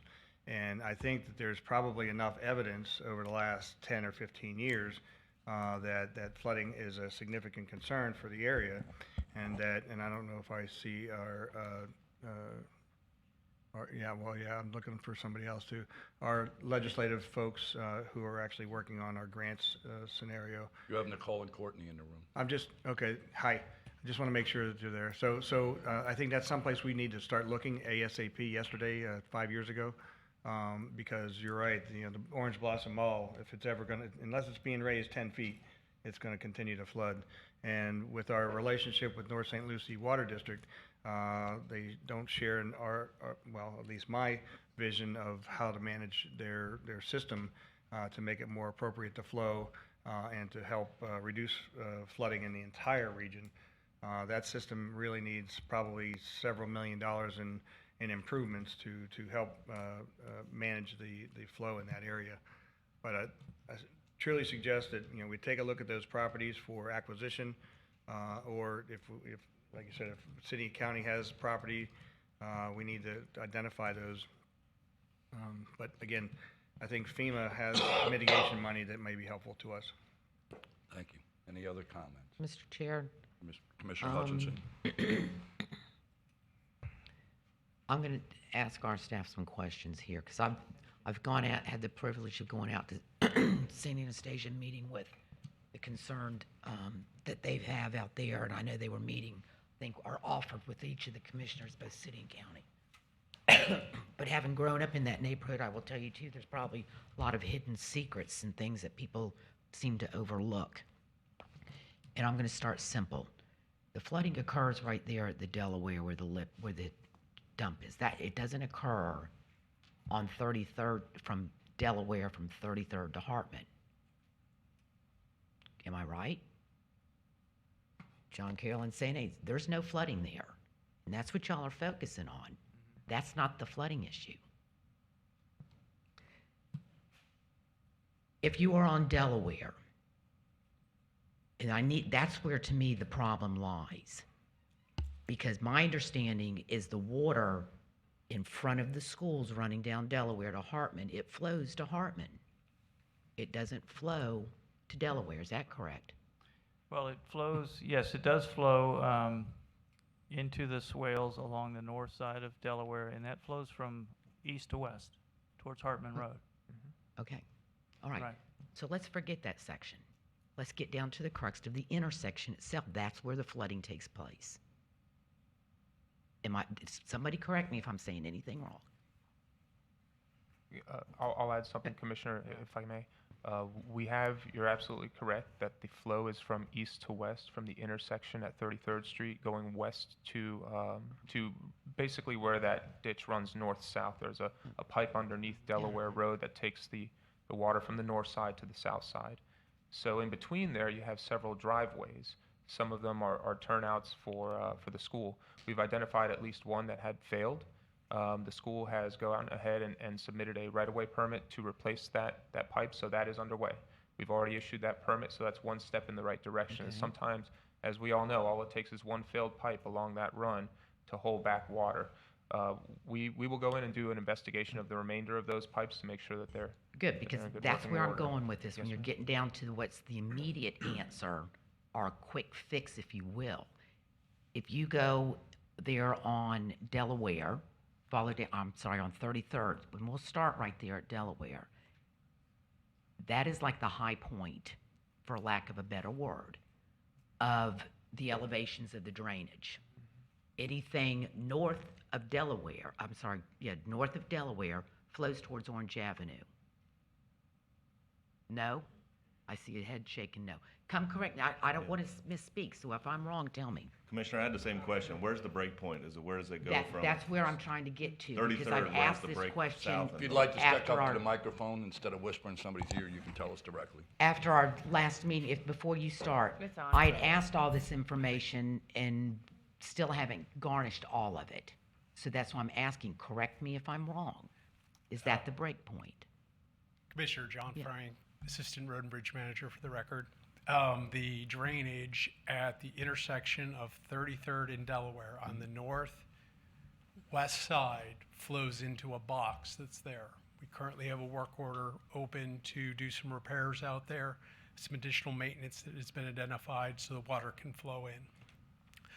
That water goes into a box. It then flows to the west to the dark hammock pipe, flows under Delaware to the south, and then enters into the South Florida, or the North St. Lucie River Water Control District Canal. Okay, thank you. On the south side of the Delaware and 33rd, there is also a box that we have a maintenance request in to clean and clean up. That actually flows to the south down 33rd. And there is a failed culvert that is currently being addressed by water quality about quarter mile down the road. And the county did go out and inspect all those culverts all the way down to basically Peterson Road. Did they or did they not?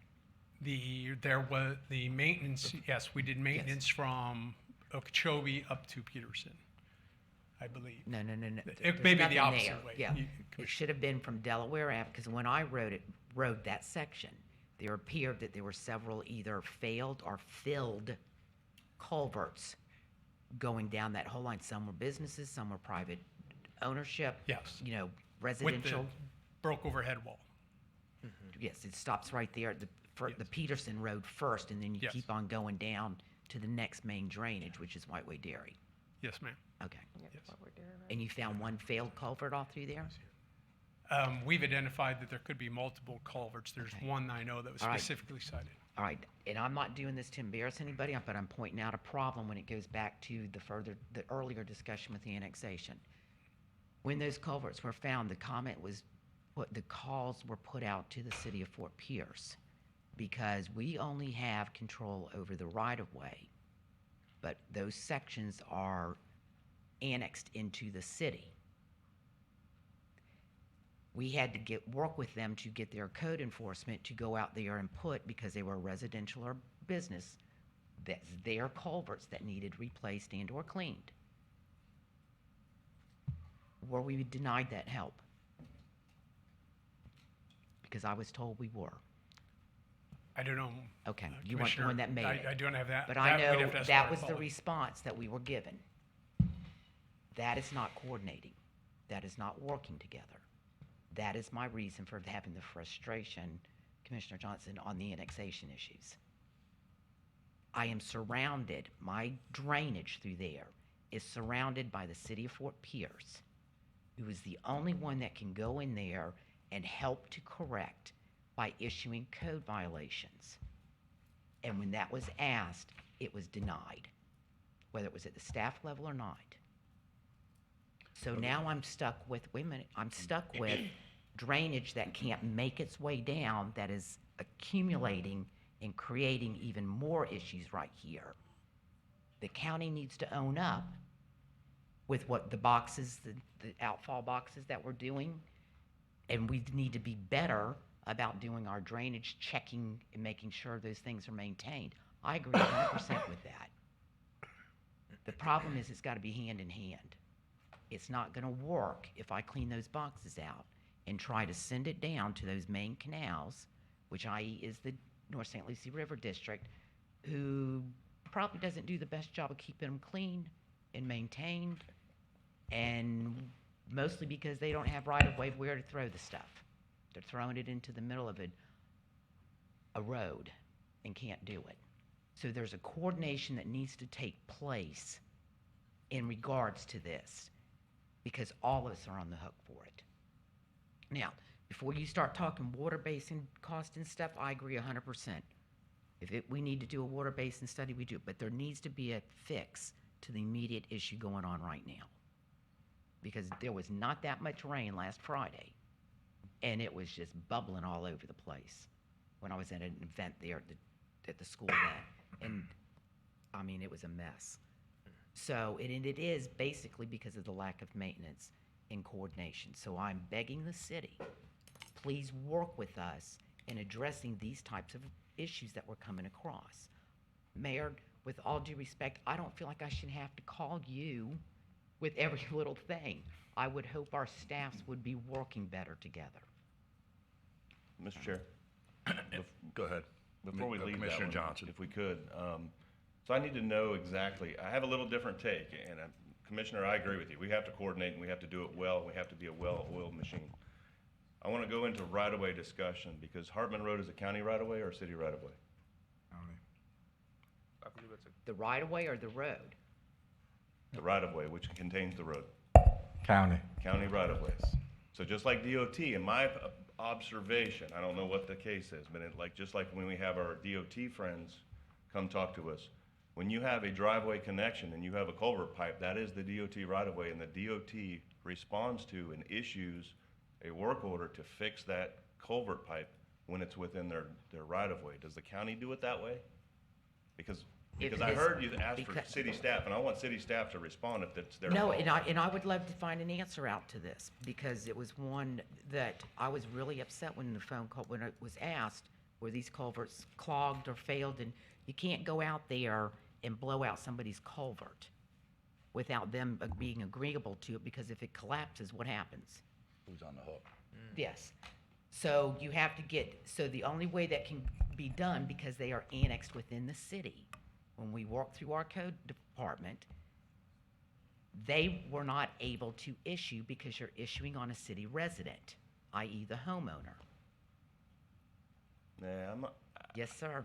I'm not sure. We- I think, well, it's okay. We'll work through it. Let's work out. That Let's was work where it the out. issue, the call was then made to the city to work with us Hold on on a it, and it was kind of like, we're not getting there. Oh, yeah, they should work together, yeah. That was my point of bringing it up, in the frustration I'm feeling on, can we get some type of coordination going, which i.e. then goes back into that annexation issue, which we won't go down.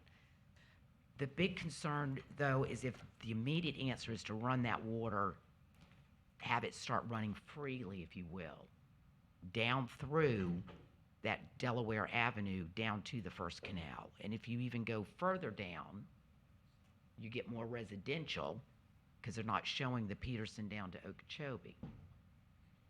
you've got the same issues all along there. It doesn't take but a naked eye to drive down 33rd Street and see the crushed culverts. Okay, Mr. Mims. Mr. Chair, and that, I also know our city engineer wants to speak. I do want to respond to what I just heard. The city of Fort Pierce, as far as staff is concerned, I have not been requested to assist St. Lucie County at all with regard to culvert code enforcement or citing city residents for the lack of maintenance on any type of driveway culvert on a county road. No one has come to my office, no one has called me. The first time I heard about this issue was today. So the second thing I would like to say is that when it comes to the drainage concern, I support Mr. West in moving forward with the study and analysis of this area, but I think a 3 to 4 year time frame, It's too long. that's way too long. Thank you. I believe we need to act quickly. Our city engineer, a couple years ago, we completed the expansion of the Georgia Avenue Canal, which flows into the Peterson Road Canal, and that expansion and that reconfiguration of that Georgia Avenue Canal helped to reduce the flooding in a neighborhood that is southeast of that area called Pinecrest Estates, and they were having continual flooding problems. But our city engineer, we resolved that issue, and I believe that we can move forward in an advanced and more expeditious fashion and get this issue resolved. Also, I would like to state that we have a school in this immediate vicinity. We need to also explore pedestrian safety improvements.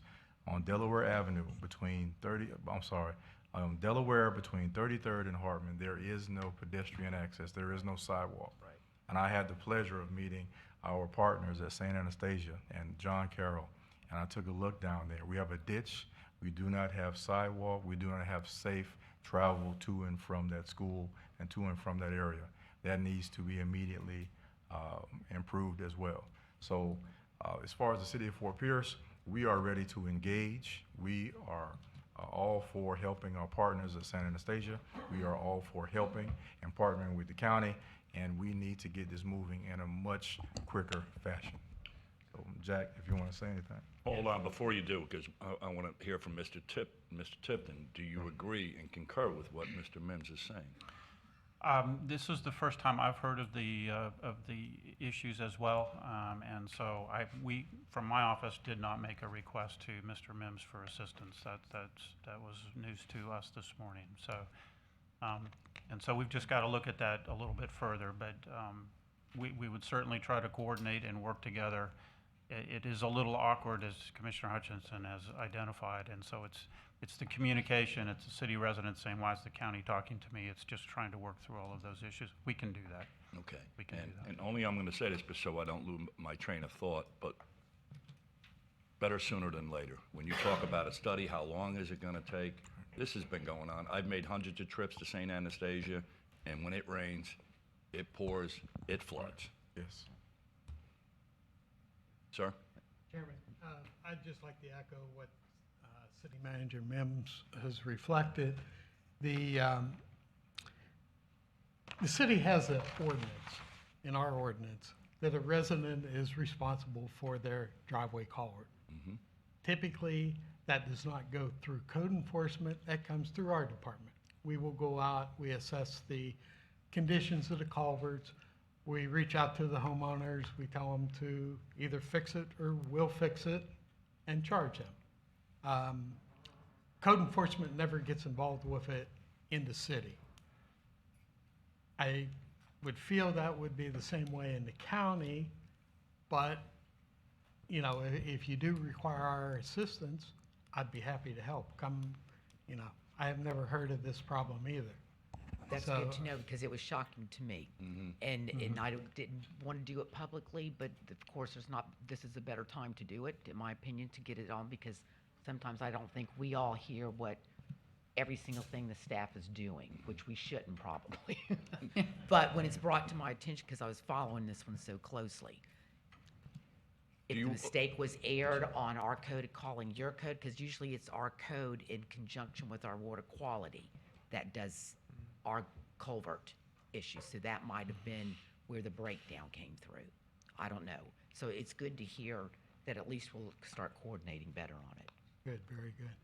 Mr. Chair, Go ahead, Commissioner I want to Townsend. concur with Commissioner Hutchinson. I've had residents contact the office, same scenario with the culverts, and it has been the same issue that they have stated. I've had residents actually call me that they're confused because they've heard from our code and they've heard from the city, and they don't know what to do because they know they're in the city limits. And I know that I've had conversations with our code department, and they said that they've contacted the city and that it's in the city limits, and so they can't do anything. So I've had the same stories and that there's been no response from the city.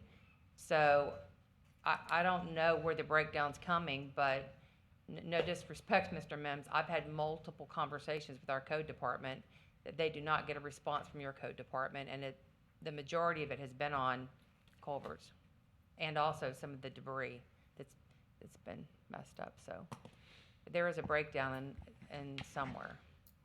Mr. Chair, if I may, just to add on, because I heard Commissioner Johnson had asked a question, and just so that there's clarity on the record, the county views culverts that are underneath driveways, whether they be for private residences or for commercial entrances, as private responsibilities. So when those culverts fail, they are the burden of that property owner to replace them. The county does not replace culverts unless they are part of a larger underground trunk line that serves a greater need. So any culvert that ends in either mitered end sections or end walls or something along those lines that purely serves for access to that property is a private responsibility. So when we get a complaint, staff will go out, will go assess the culverts.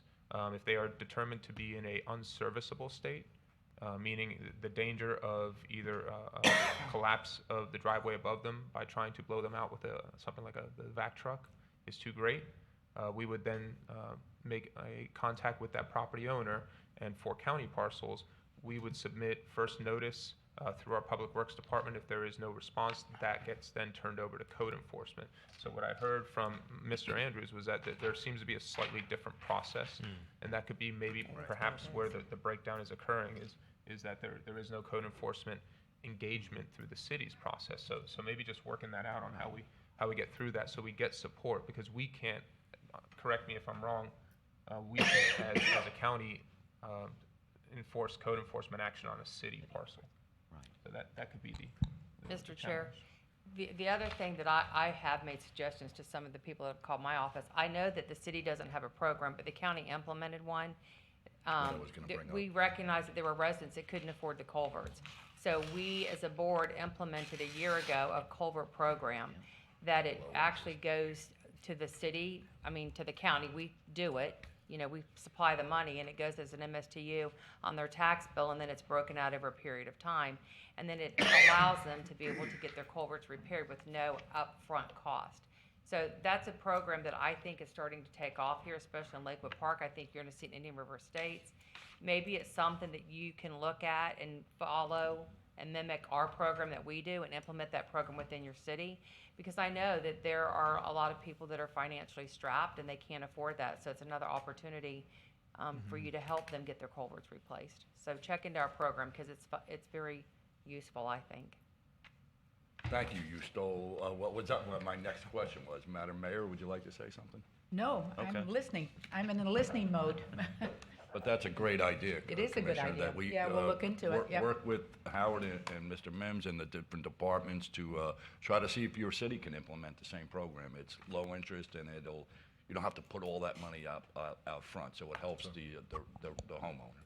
Mr. Chair, one more last comment if I could. So, agree, across the city, county roads, it does matter. But you have city parcels next to a county road, city parcel, or a county parcel next to a DOT right-of-way. That right-of-way agency, I know, is going to require something.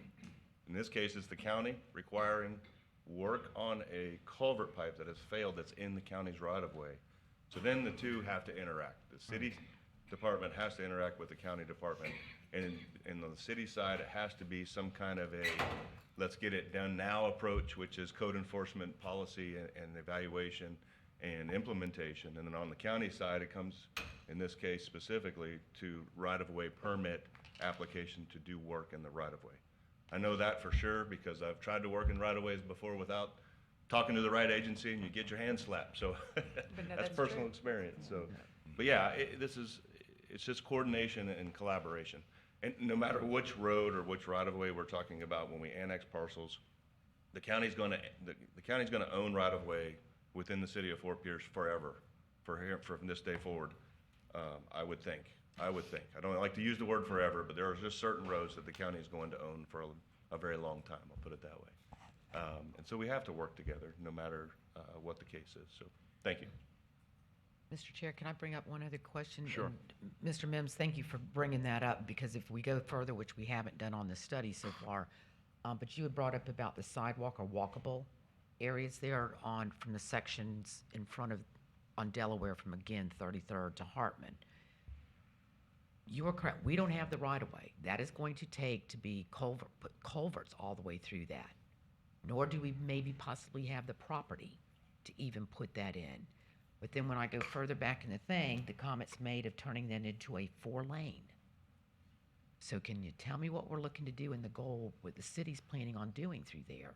Because for a sidewalk, that's an easy thing for the city of Fort Pierce, with the support of the county, to go to the TPO and ask for that funding. They've got sidewalk funding available every year that we sit on those committees, and the tax sends them up to us. Okay, and schools are a priority as to whether or not they get the funding for the sidewalk.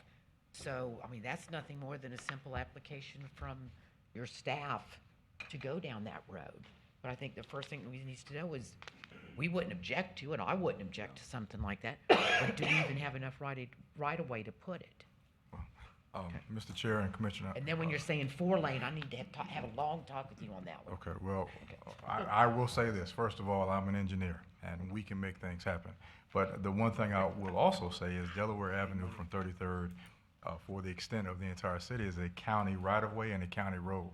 This presentation is the county's. I do not envision a 4-lane road down that section of Delaware, but I definitely envision pedestrian improvements and drainage and stormwater improvements. And I believe that they can be done together and collaboratively.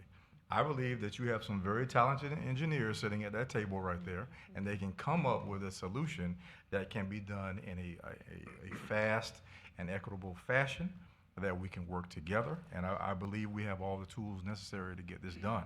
And yes, for us to have a sidewalk along that section of Delaware, we may have to have underground stormwater infrastructure. I know you will. Yes, so all I'm saying is, let's put our heads together, let's work together and resolve the issue. Okay, well then I would suggest that we take that from both the city and the county to our separate representatives that sit on TAC and make that a priority and bring it up at the TPO. I mean, we've done this now with Oleander sidewalk. Yep. We just did Yep. that. We were looking at Bell Avenue Yep. and Yep. Sunrise. And when you've got a school involved right here, I think that needs to take priority, in my opinion. Absolutely. So this was like the first time I've heard about wanting the sidewalks, and then I'm like, why haven't we done this with the TPO? No, you're absolutely right. Mr. Johnson? Mr. Chair, I have a question.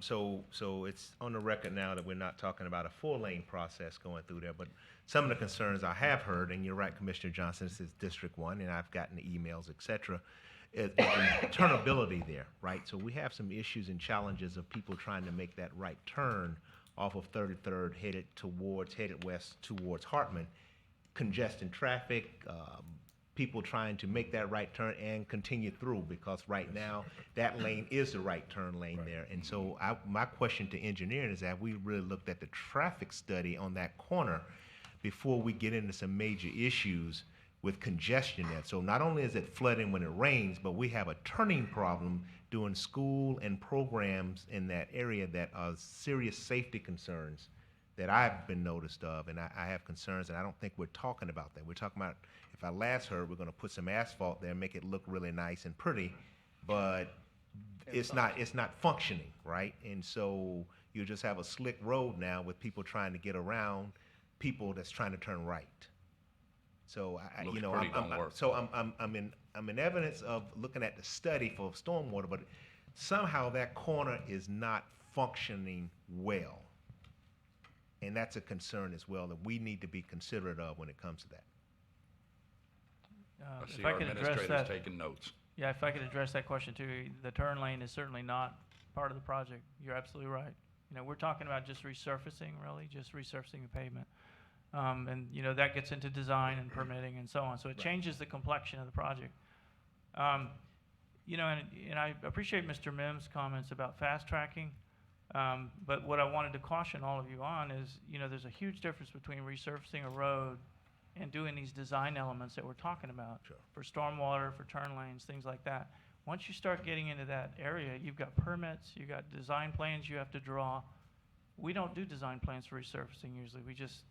We get with a contractor, we figure out what we've got to do, and we just resurface it. Now, you may have to do a striping plan or something like that, but that's quick and easy stuff. Right. But these improvements that we're talking about, that changes everything in terms of timing. And it does take a heck of a lot longer to do. I think we can work together on it. We're working, for example, with Port St. Lucie on the intersection of Floresta and Prima Vista. Prima Vista's our road, county road. Floresta's the city's road. The city's designing it. They're managing the design. Right. But we're working through an interlocal. So, you know, if the city wanted to get involved in helping us manage the design, we could work it that way. I mean, seriously. If you want to try and fast track it, we can work together in that regard through the interlocal and add some of these other elements in. But I would still suggest to you all, I suggest we get the resurfacing done because it needs to be done. Yep. You can come back later, you know, 3-4 years later. If you have to cut the road to put some pipes in, it's not the end of the world. Right. You know, to put in an extra pipe or add a turn lane or something like that. But if we tie the resurfacing to these other improvements, it's going to be 4 years from now before we resurface the road and do the improvements and everything else because of the permitting and all that's involved. I'm just telling you, through 42 years of experience building things, it takes a long time to do design. And, you know, it takes longer than you think, I can promise you. You got South Florida Water Management, you got Fort Pierce Farms or the North St. Lucie Drainage District. You know, you got all the permitting to do. You got to do design plans, you got to do bids. You go out for bid and advertise, all those things, procurement. I think we And understand. so it's not that easy to fast track something like, you know, of this magnitude. This is a pretty big project we're talking about. Mr. Chair, could I just ask one quick question on that, in Go that ahead, regards go to it? And that'll clinch my only what answer I need. Did you all go and check to see if all those culverts are good under that whole section? We did not check 33rd Street. We checked primarily along Delaware, you know, and looked at that. We haven't looked at everything along 33rd, you know, south But of well, I'm going back to the Delaware. resurfacing money that you're requesting to move Yes. forward with that. Yes. That was part of my concern, Mhm. was those culverts be checked to make sure they weren't falling apart, so I was Right. not putting good money on top of bad. So And that's what I'm we can asking. certainly do that. That's a very good. That's something we point. can do very easily with No, Road with- and Bridge. I was asked 6 months ago, so, okay. Put it on your priority list. Hold on. Yes. I've had three Oh, yeah. county Oh, or wait. city Go commissioners ahead. would like to speak. I'm going to go with the mayor, then Mr. Johnson, and No, then no, I didn't. Go with Johnson. Go with that, Johnson. Mr. Johnson. Josh. Oh, Jay. Jay. Jay Johnson. Jay All right. Johnson, All right. CJ. JJ. JJ. Thank you, sir. So, Don, just a quick question. In your opinion, if we do all the resurfacing of the road, great. I think it's great. I think Commissioner Hutchinson's right on for checking the infrastructure. The intersection at 33rd, and we've got our fine folks here from the school and the church right here with us. Do we change that intersection? Are we going to be able to adjust the big bump condition that's there? What are we going to do with that? Yes, Commissioner Johnson, that is correct. As part of that resurfacing, there are plans to harmonize the grading so that you don't have that high elevation change at the crown of 33rd Street where it meets Delaware. So that will be smoothed out. 33rd Street would presumably remain at the same elevation, and then Delaware would be raised along with some curb harmonizations if needed on the east side and some manipulation of the shoulders along the west side of 33rd Street. So yes, sir, that would be addressed with And the I know that resurfacing. thank you. And the intersection has some flooding issues, and we're going to look at the downstream conditions that exist. But what about the intersection itself when you're improving that? Are you going to change the stormwater pipes? Because I know our water management districts, they allow us to change like for like because it's maintenance. So are we doing that also? That is a little design work, but is there an opportunity for us to coordinate that design effort to improve the entire intersection? I'll ask if our road and bridge staff would come up, I think they've assessed the pipes at that intersection itself. I'll ask specifically if we know of a cross pipe that goes underneath Delaware at the intersection of 33rd Street. We are not, John Frank, Assistant Road and Bridge Manager. The pipes under Delaware, we have not identified any pipe under Delaware on the west side of 33rd. We have not evaluated the east side, nor have we identified any cross pipes going under 33rd north or south of Delaware. But the engineer does have in their scope of work, should we move forward with the harmonization plan, to evaluate, identify, and then address the pipes if necessary as part of the project. They're looking at 100 feet in all directions from the intersection, and they will harmonize and do what we need to do for the repairs of those locations.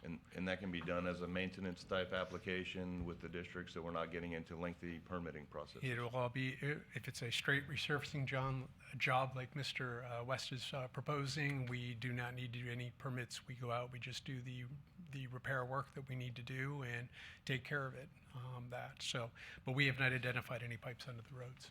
Thank you. Alrighty, who's next? Madam Chair, Patrick, when you set out your timeline, you talked about resurfacing in 2024. I think it's reasonable to move it up. I mean, based on what Don just said earlier too, is that if you're going to go into engineering, it's going to be years out. And so I think that with our half-cent sales tax doing as well as it is, and it has already been identified, I think that there's consensus here to actually move that resurfacing process up. And that'll help to manage specifically that intersection and help to move some of that water as well. Long overdue, but I think it has to be done sooner than later. 2024 just seems way, way too far out. Thank you. Madam Chair. Mr. Tipko, and then Mr. Andrews. Mayor, if I could just respond to that. We are evaluating that, Commissioner. The board has previously approved the moving up of Glades, Range Line, and Orange Avenue. And so the challenge is that we have used that capacity up, and that's the difficulty. We understand the need for speed, but we have in the interim reprioritized some other roads. I forgot about that because the issue was, the thought process was to actually make this a city road with curb, gutter, sidewalks, underground drainage and all that. So that's why I think we prioritized to move that for the time being until this was resolved. I forgot about that. Thank you. Mr. Andrew, did you want to say a few words? Yes. I know we've discussed the section from 33rd to Hartman a lot. I would like to bring up the other sections that we've kind of skimmed over a little bit. The section from US 1 to 17th Street. We have all our pedestrian facilities there and everything. We're good. Pavement's getting in bad condition. We do have, the last time we were here, we talked about the problem with the utilities, that they needed to do work in that section. I reached out to them yesterday. The section from US 1 to 17th Street, the only thing they need to do is a water line replacement that they'd like to do currently with this project from 13th to 15th. They look at probably a 60-day time frame. Design plans are completed. They're ready to go as soon as they get some coordination from the county on the scheduling of this. The other section from 17th to 33rd, they have major utilities problems. They're looking at probably, they estimated over $1 million worth of work that they need to do in that section. They have not started on design. It's not funded. They have no idea when they can do the work. And that's the section we sure don't want to go in there and resurface it, because we have failing utilities, we have failing drainage. We have a roadway that's, probably getting close to having the base compromised now. And I don't think we need to worry about doing resurfacing. We really need to look into that section. Mr. Chair, that was my whole point of my questioning 6 months ago is, am I going to pour good, hard-earned money on on top of a project that really is going to be much bigger? And that's what it sounds like for over half of that road. That's what the city's now telling us. Patrick and Don, would you agree? Well, Commissioner and Chair, this is the first I'm hearing of this, so I am very appreciative of Mr. Andrews for doing the kind of the coordination with FPUA and the knowledge that those utilities are in such poor shape. And you know, while we know that we'll never endeavor to fix every single pipe under every single stretch of roadway before we repave, with something as large as, you know, $1 million plus of major utility work. And usually with utility work, you're talking about, you know, significant trenching. You know, I have to say that would give me pause on scheduling that for a resurfacing project. Mr. Chair, Mr. Edwards, you said the section from 17th to 33rd.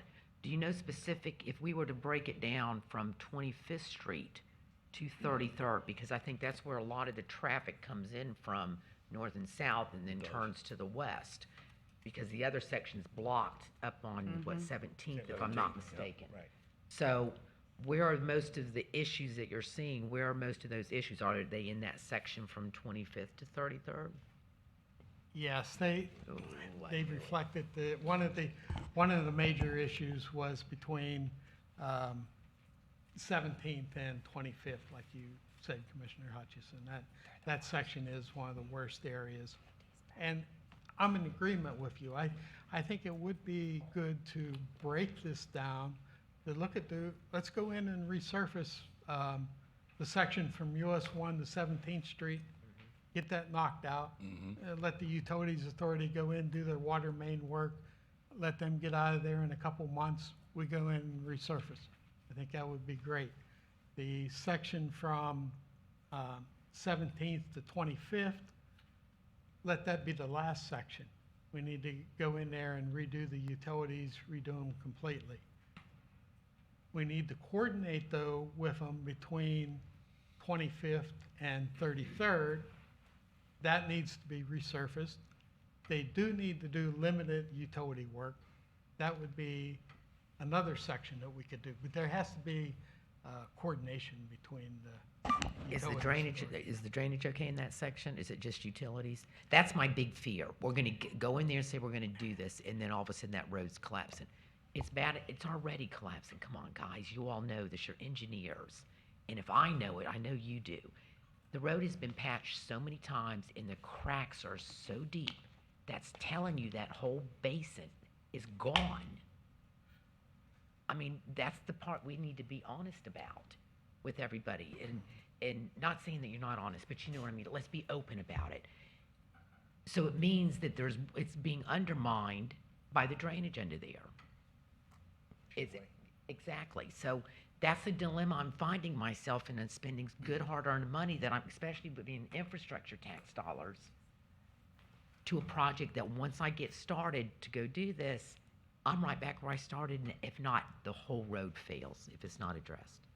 So I'm asking to work with this. My point being, did we check the culverts and the pipes and all that runs under there, that infrastructure, to make sure? And you're telling me you have, so you already kind of know. I'm gonna refer to the county because it is your drainage in there also. Mr. Chair, just to add to that, Commissioner, you're right. So I like to learn from the past. And so the public owns the right-of-way. The cities and the county residents own the right-of-ways. And when you have utilities and right-of-ways, the utility companies should be repairing their infrastructure whenever the right-of-way owner requests that they repair their infrastructure. Doesn't matter if it's county-owned utility, city-owned utility, whatever, or private. They should be repairing their utilities. And then, oh, by the way, when you have a repair in the roadway because your sewer pipe failed, you should be repairing the roadway to a city or a county standard, which I know is in both of our books. It says how you overlay once you make a cut in that nice road or that old road. And so I like to learn from the past, to go back to that statement and say, we need to hold them accountable because the residents of this community own the right-of-ways. And we as the policymakers have to hold those folks accountable to that also. So at this point, you know, I go back to like the joint participation agreements that DOT has, that these guys are all familiar with, between ourselves, participate together and get these roadways taken care of. But we got to start pushing on the utility companies now. And some of it, sometimes it's our own utility, which is, in this case, our stormwater. That's still a utility. It's underground, right? And we should be fixing and repairing our infrastructure. Yes, I know there's cost and associated with and budgetary items. My other question is with the US 1 to 17th Street. I think we started off this conversation with the idea of the city taking over some roadways, right? I heard a comment earlier. Ms. Tipton, I think you brought that up. So, May not be that one, though. We have another list for you. you have another list? All right. Well, I was just, you know, the gesture in my mind was, you know, US 1 to 17th Street meets some criteria of city design standards, and so maybe there's a conversation. It's another small bite at the apple where the city takes over, you know, some roadways that the county owns that are within the city's jurisdiction of annexation boundaries. So it was just another conversation piece of, what is it, the offering of, hey, we'll take a section of road. Let's do it a little bit at a time, and we'll work together with you. And I think we all at this dais can concur that the safety and well-being of our citizens, young and old, should be our #1 priority. And I don't want to see any collapses or something where we can say, oops, well, we thought we were going to get to that. So if I may suggest something, and Mr. Andrews had brought this up, it seems as though the section from US 1 to 17th, that easternmost segment, seems to be the least risky for potentially looking at programming that for some resurfacing. We know that whatever utility work is going to take place is pretty short-lived. With shrinking down the scope and scale of the project, we can look into an opportunity to see if we can advance that and put it in the work program, given that perhaps sales tax continues to come in at higher than previously budgeted in amounts. That's just a suggestion, but I think that's something that we could agree that makes good sense. The remaining two segments appear to have some differing needs. Chairman Zadowski, and then and I hate to say this, and we can hold some of this for another day, there'll be more meetings, but we still have other issues. Well, that was actually going to be my question. I know that this agenda was incredibly optimistic for 2 hours.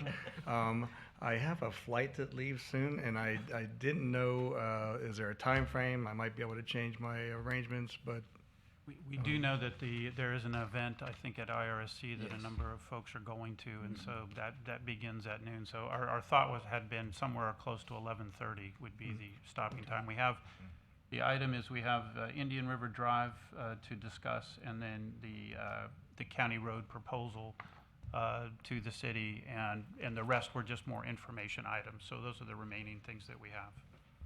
Let's get cracking then. Yes, sir. Talk about Indian River Drive. Okay, well, thank you. We wanted to share with you where we're at right now, just give you a quick update on Indian River Drive. As you know, we're working together on the project, and I know that many of you attended some of the town hall meetings. We had a recent one, and so we were going to go, I'll try to go through this fairly quickly. Mouse wheel. Yeah.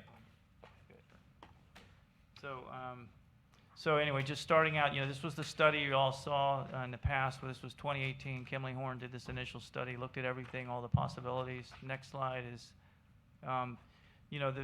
this road obviously has some constraints, with the narrow right-of-way.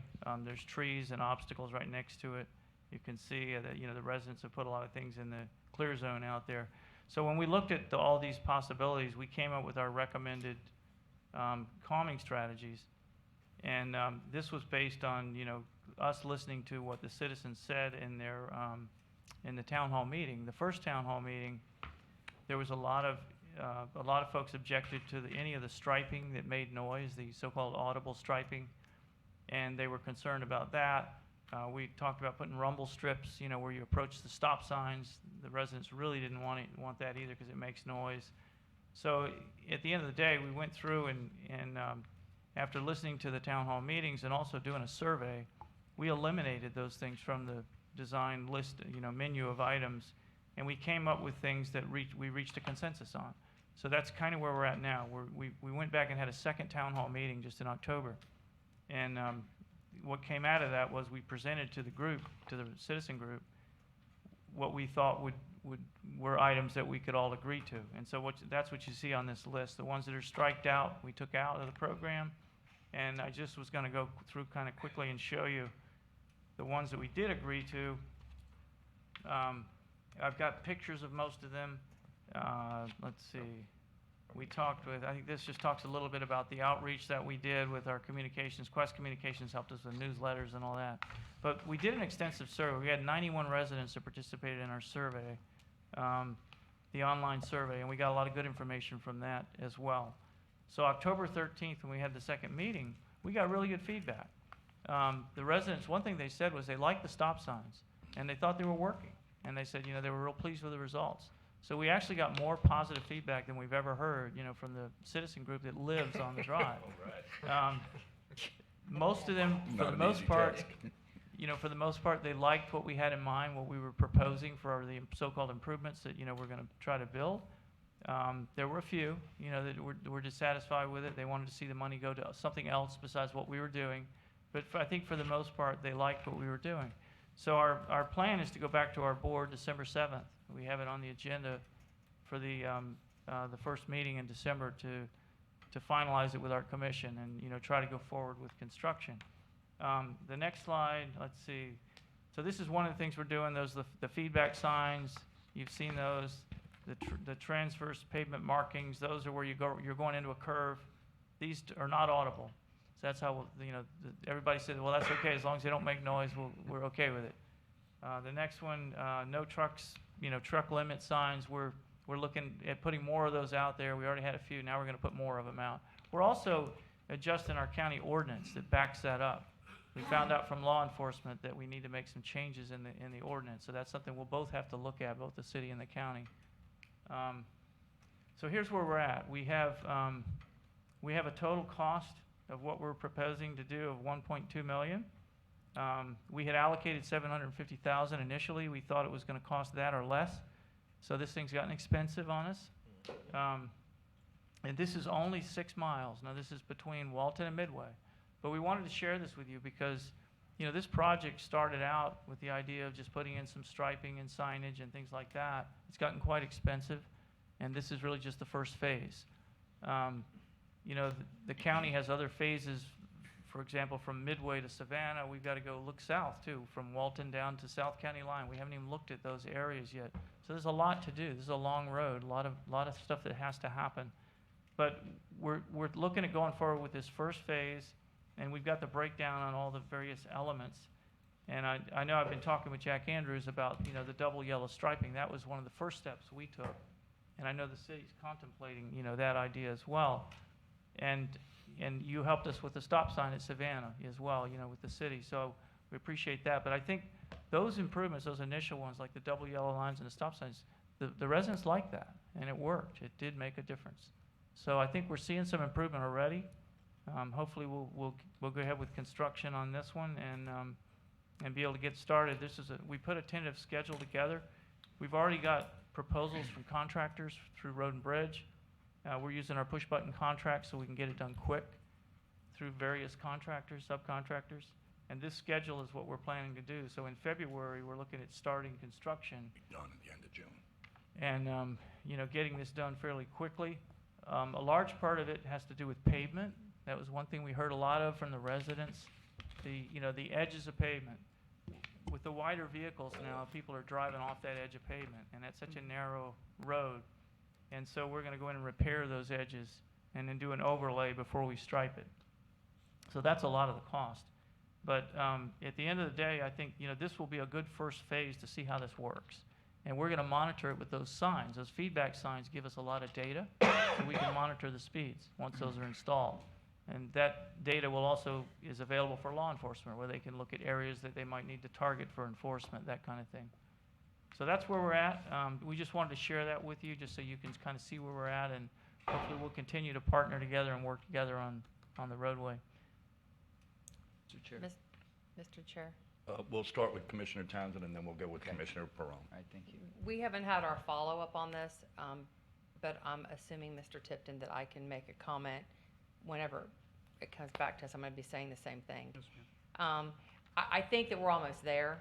I really do. But I think one of the simplest things we can do is take the speed limit to 25. Everybody's given 10. The law enforcement allows 10. So if it's 35, you know, people are going 45, probably 50. If we were to just simply lower the speed limit to 25, then those that want to abide by the speed limit are really going to enjoy the view, but then those that want to take the 10 are going to go 35, which is where they want it to be now. And the majority of the problems have been down around the city area, coming up towards Savannah Road. So I'm just bringing it up now to y'all because I think if you go into having this conversation, I'm going to be suggesting that that's something else that we can be adding, that as you enter into your conversations, it's something that I'd like for you to consider too, because I think if we kept it 25 all the way through, that's going to be a simple fix to a problem that's not really going to cost a lot of money, and I think it's going to help a lot more than anything else that we can do. Thank you. Commissioner Perona. Yes, thank you. I lived on Indian River Drive for 17 years, and we tried everything. One time we all went to school and got to be folks that stood out on the roadway and used the little radar guns, and somebody wrote down the license plate, and then the cops or the sheriff department or the police department would send nasty notes to the people, and that was about it. We tried everything, and this is going on for the last 30 years. It's an unsafe environment, everything that we can do. So thinking back early on from the red light at Orange Avenue all the way into Martin County, it was a straight shot. And all these things that we can do to slow down the traffic, to make the stop signs, to put the signage out, everything is going to help that. Because everybody that lives in St. Lucie County knows the fastest way to Martin County was taking Indian River Drive. We have to stop that. And maybe that would add into the 25-mile-an-hour zone. But the other big component of this is also enforcement, both by the Sheriff's Department and the City of Fort Pierce. I've seen so many cars over that 17 years go over the embankment. I mean, it is very easy to do, and you don't have to be visiting our pubs prior to doing that. You just drive down the street, you hit the sprinklers from one of the properties along the way, the sprinklers all flow out into Indian River Drive, and you're in the river or over the side. So this is a safety thing, and I know the county, you've all heard from folks along the corridor, we've heard it from the city, but we have to make that inconvenient for people to go from north to south and south to north as much as we possibly can. Because without that, this will be the straightaway, the speedway to go between those 2 points. But enforcement needs to be a big part of this. Yep. Thank you for your words, Mr. Perona. Commissioner Zadowski, and I believe Commissioner Johnson. Thank you. In light of the 25-mile-an-hour suggestion, it's been my understanding and through some research that the metadata used by Waze and Google and some of the other road traffic directional apps that are out there, if it's less than 35, it'll actually move people to another speed area that actually Fastest route. It'll end up faster, right? So what we're seeing is the redirection of cars off of US 1 to Indian River Drive simply because it's faster based on the metadata that they receive through the apps. So although 25 will be uncomfortable for the people who live there every single solitary day going down that road, I think that again, going back to things that we can try to be successful. I will share with you, and everyone on this board may or may not know, but for 11 years I've been trying to find a solution to these challenges, and this is as close as I've ever come to having at least 7 items that people agree to.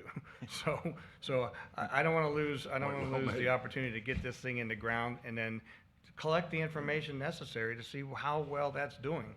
There's a lot of other things that folks want, but I've begged the citizens of Indian River Drive, please let us start with this one part where you can agree and then see how it goes. Because anything that's going in can be removed, changed, and such. It's not like it's a permanent structure. So I'm grateful that we're even this far. But the 25-mile-an-hour speed limit does change the metadata for those traffic apps. Thank you. Commissioner Johnson. Yeah, I was going to echo the same. I think maybe even going down to 30 miles an hour would change it too. I think they run algorithms. So, question for you though, with your budget, and I noticed that the cost is more than what you had budgeted. Why did you pick that segment? And selfishly, I'm going to ask for north of Midway Road because I thought there was data out there that showed more accidents north of Midway Road also. Well, and that's correct, Commissioner. There were more accidents, I think, north, but the speeds were generally higher in that segment that we selected. When we did the speed studies with putting out, measuring the speeds and all, we looked at all the cars that were traveling above, the speed limit. And there was a very high prevalence between Walton and Midway where the cars were definitely going faster. So we picked that section first to see if we can make a difference there. But as far as accidents, they're really scattered throughout all of the drive. Yeah, there. If you look at the history, there were more centered in the north section. You're right. I think up really in the city area, there were more up there, believe it or not, even though it's slower speed, you would think. But it's just they're kind of all over. They're kind of all over the whole roadway. So it's really going to take looking at the whole thing, I think. But it was speed that was the decision to pick it. Speed kills. I was just trying to help you with your budget. Just Sure. selfishly get it north too at Sure, the same time. yeah. Thank you. Is there anybody else that would like to discuss anything on this subject matter? Okay. Mr. Chair, the last item we had then, if we're done with Indian River Drive, was just to talk briefly about a proposal that the county staff had made to the city staff regarding the takeover of 12 roads. And what we had looked at there was we were trying to identify roads that had 100% city parcels fronting them. In other words, there was no county parcels. It was just a residential road basically surrounded by city property. And we had identified 12 properties, 12 roads. And what we had talked about was that we understand that the city's concerned about just inheriting both potentially substandard roads and or substandard drainage. And we had talked with staff about if we were able to move forward, we would address the road conditions and the drainage and bring them up to a standard. It may not be curb and gutter because these neighborhoods may not necessarily need that, but we could certainly upgrade those, and that would be a way forward to getting some of these roads that clearly are not part of a county regional road network like Delaware. But what you're saying to the city is we'll fix them, we'll get them up to par, and then you can have them. Yes, that would be our proposal. I don't think you'll get any argument from the city, will I? Not for me. Does that include the stormwater on it also, or just the Yes, road? that would be the that would be the drainage and the road itself. And so that's what we discussed and, so Do we're. we have a cost for the county as to what, before I go committing to an unknown? Yes, you are committing to an unknown. Oh, I'm not committing to an unknown. Could that information come back to the board? Yeah, as so it is? so what we've got to do. I'm asking the city earlier to come to with some details. I think we need to have our own details. too. Absolutely, no, we absolutely need to do this, but we're, in trying to take that first step that Commissioner Hutchinson mentioned earlier, we know that some of these roads are not in great shape, and we know that some of the drainage is not in great shape. And we don't want to just pass a problem along, and we understand that. And so in order to make a transfer effective, we felt that we needed to evaluate the investment that would need to be made. Otherwise, we'll just continue to maintain these roads and the drainage, and that continues to be our responsibility. But that was again, just trying to move the conversation forward and to try and see how we could start. And again, 100% of the parcels are city-owned or in the city. So there was no Swiss cheese in the roads that we've identified. Mr. Chairman, I just make a suggestion. I know we've asked you earlier in today's conversation to, there was some discussion about going back and looking and reinstating and re-exploring some issues on the annexation part. Could those conversations on these roads and let the city, I don't know if they've had a chance to look at the 12 roads themselves, just like we need to do, and have that conversation take place together. Jointly. Jointly with the city staff, that would they want these roads, what would their expectations be? Because I know their road standards are a little bit different from ours in many cases. Correct. And I mean, again, in all fairness, they should see these roads also. So, and then bring them back to us, at least what that cost is. Right. I'm not giving y'all carte blanche here, but what their requirements would be to take it. No, I did not. I just went on record. I just went on record, to be fair about it. I think that's a conversation that has to be started sooner than later. Yes, and so we started that this summer, and we're continuing to work through that. We just wanted to make you aware of that, and we'll bring back some additional information as we go along. Okay. Mr. Chair. Commissioner Corona. Yeah, I think Mr. Tipton once described the county's approach to roadways as being more of a rural concept. And I know that the municipality, we've looked at roads in our area because we've now grown into those specific areas where your roadways were. Yeah, if they're up to a standard, I think the city has a different perspective on that, would like to talk about sidewalks and curbing and all the other things that may not be part of what the county had envisioned originally. So I think it behooves the city to be able to take a look at that and move up that step so that we can provide those services to our folks. So, in generality, and that's not a carte blanche either, but I'm just saying that No, but I think that's where we need to go. this is It's a movement in joint the right effort. direction. Thank you. It's going to be hard pressed if they stay under us, but yet they're still paying the city taxes and so forth, and then you look at annexation, you have to explain that over, so I agree with you. I agree. 12 roads is the starting place. Okay, thank you for that. Anything else, Mr.? The other thing we had, these are just information items from this morning. We had the Fort Pierce Redevelopment Agency, their report was provided to you, and so we thank the city for that. They provided their updates. And then, and we provided, the staff provided an evaluation of the annual report, your county staff did to the county commission. And then the marine-based pump-out services for boats, we spoke about that at our Tri-County meeting. And I know the city of Fort Pierce is very interested in making sure that the services are available for boats that are out in the river, not in a marina, and making sure that they discharge properly. And so we are, I think, very supportive of that as an initiative, and look forward to working with everybody going forward. Well, thank you for that update. Mr. Chair, I just want to have a conversation about that real quick. The city has an area in the marina where your boats can pump out now for the marina section of that, correct? Correct. So, part of this conversation was was because if you charge for the service for the people that are mooring out there, they're doing it because they have no place to go, partially, but also not everybody's going to be 100% compliant. But if you had a program in place that the boats that want to moor out there could come into the marina area and they could dump and they could enter into there and then go back out, maybe at least 50% of those would utilize that. And it's also income for the city to be able to have that service. So that was just another conversation I wanted y'all to consider, because it's going on and it's really destroying our waterways out there.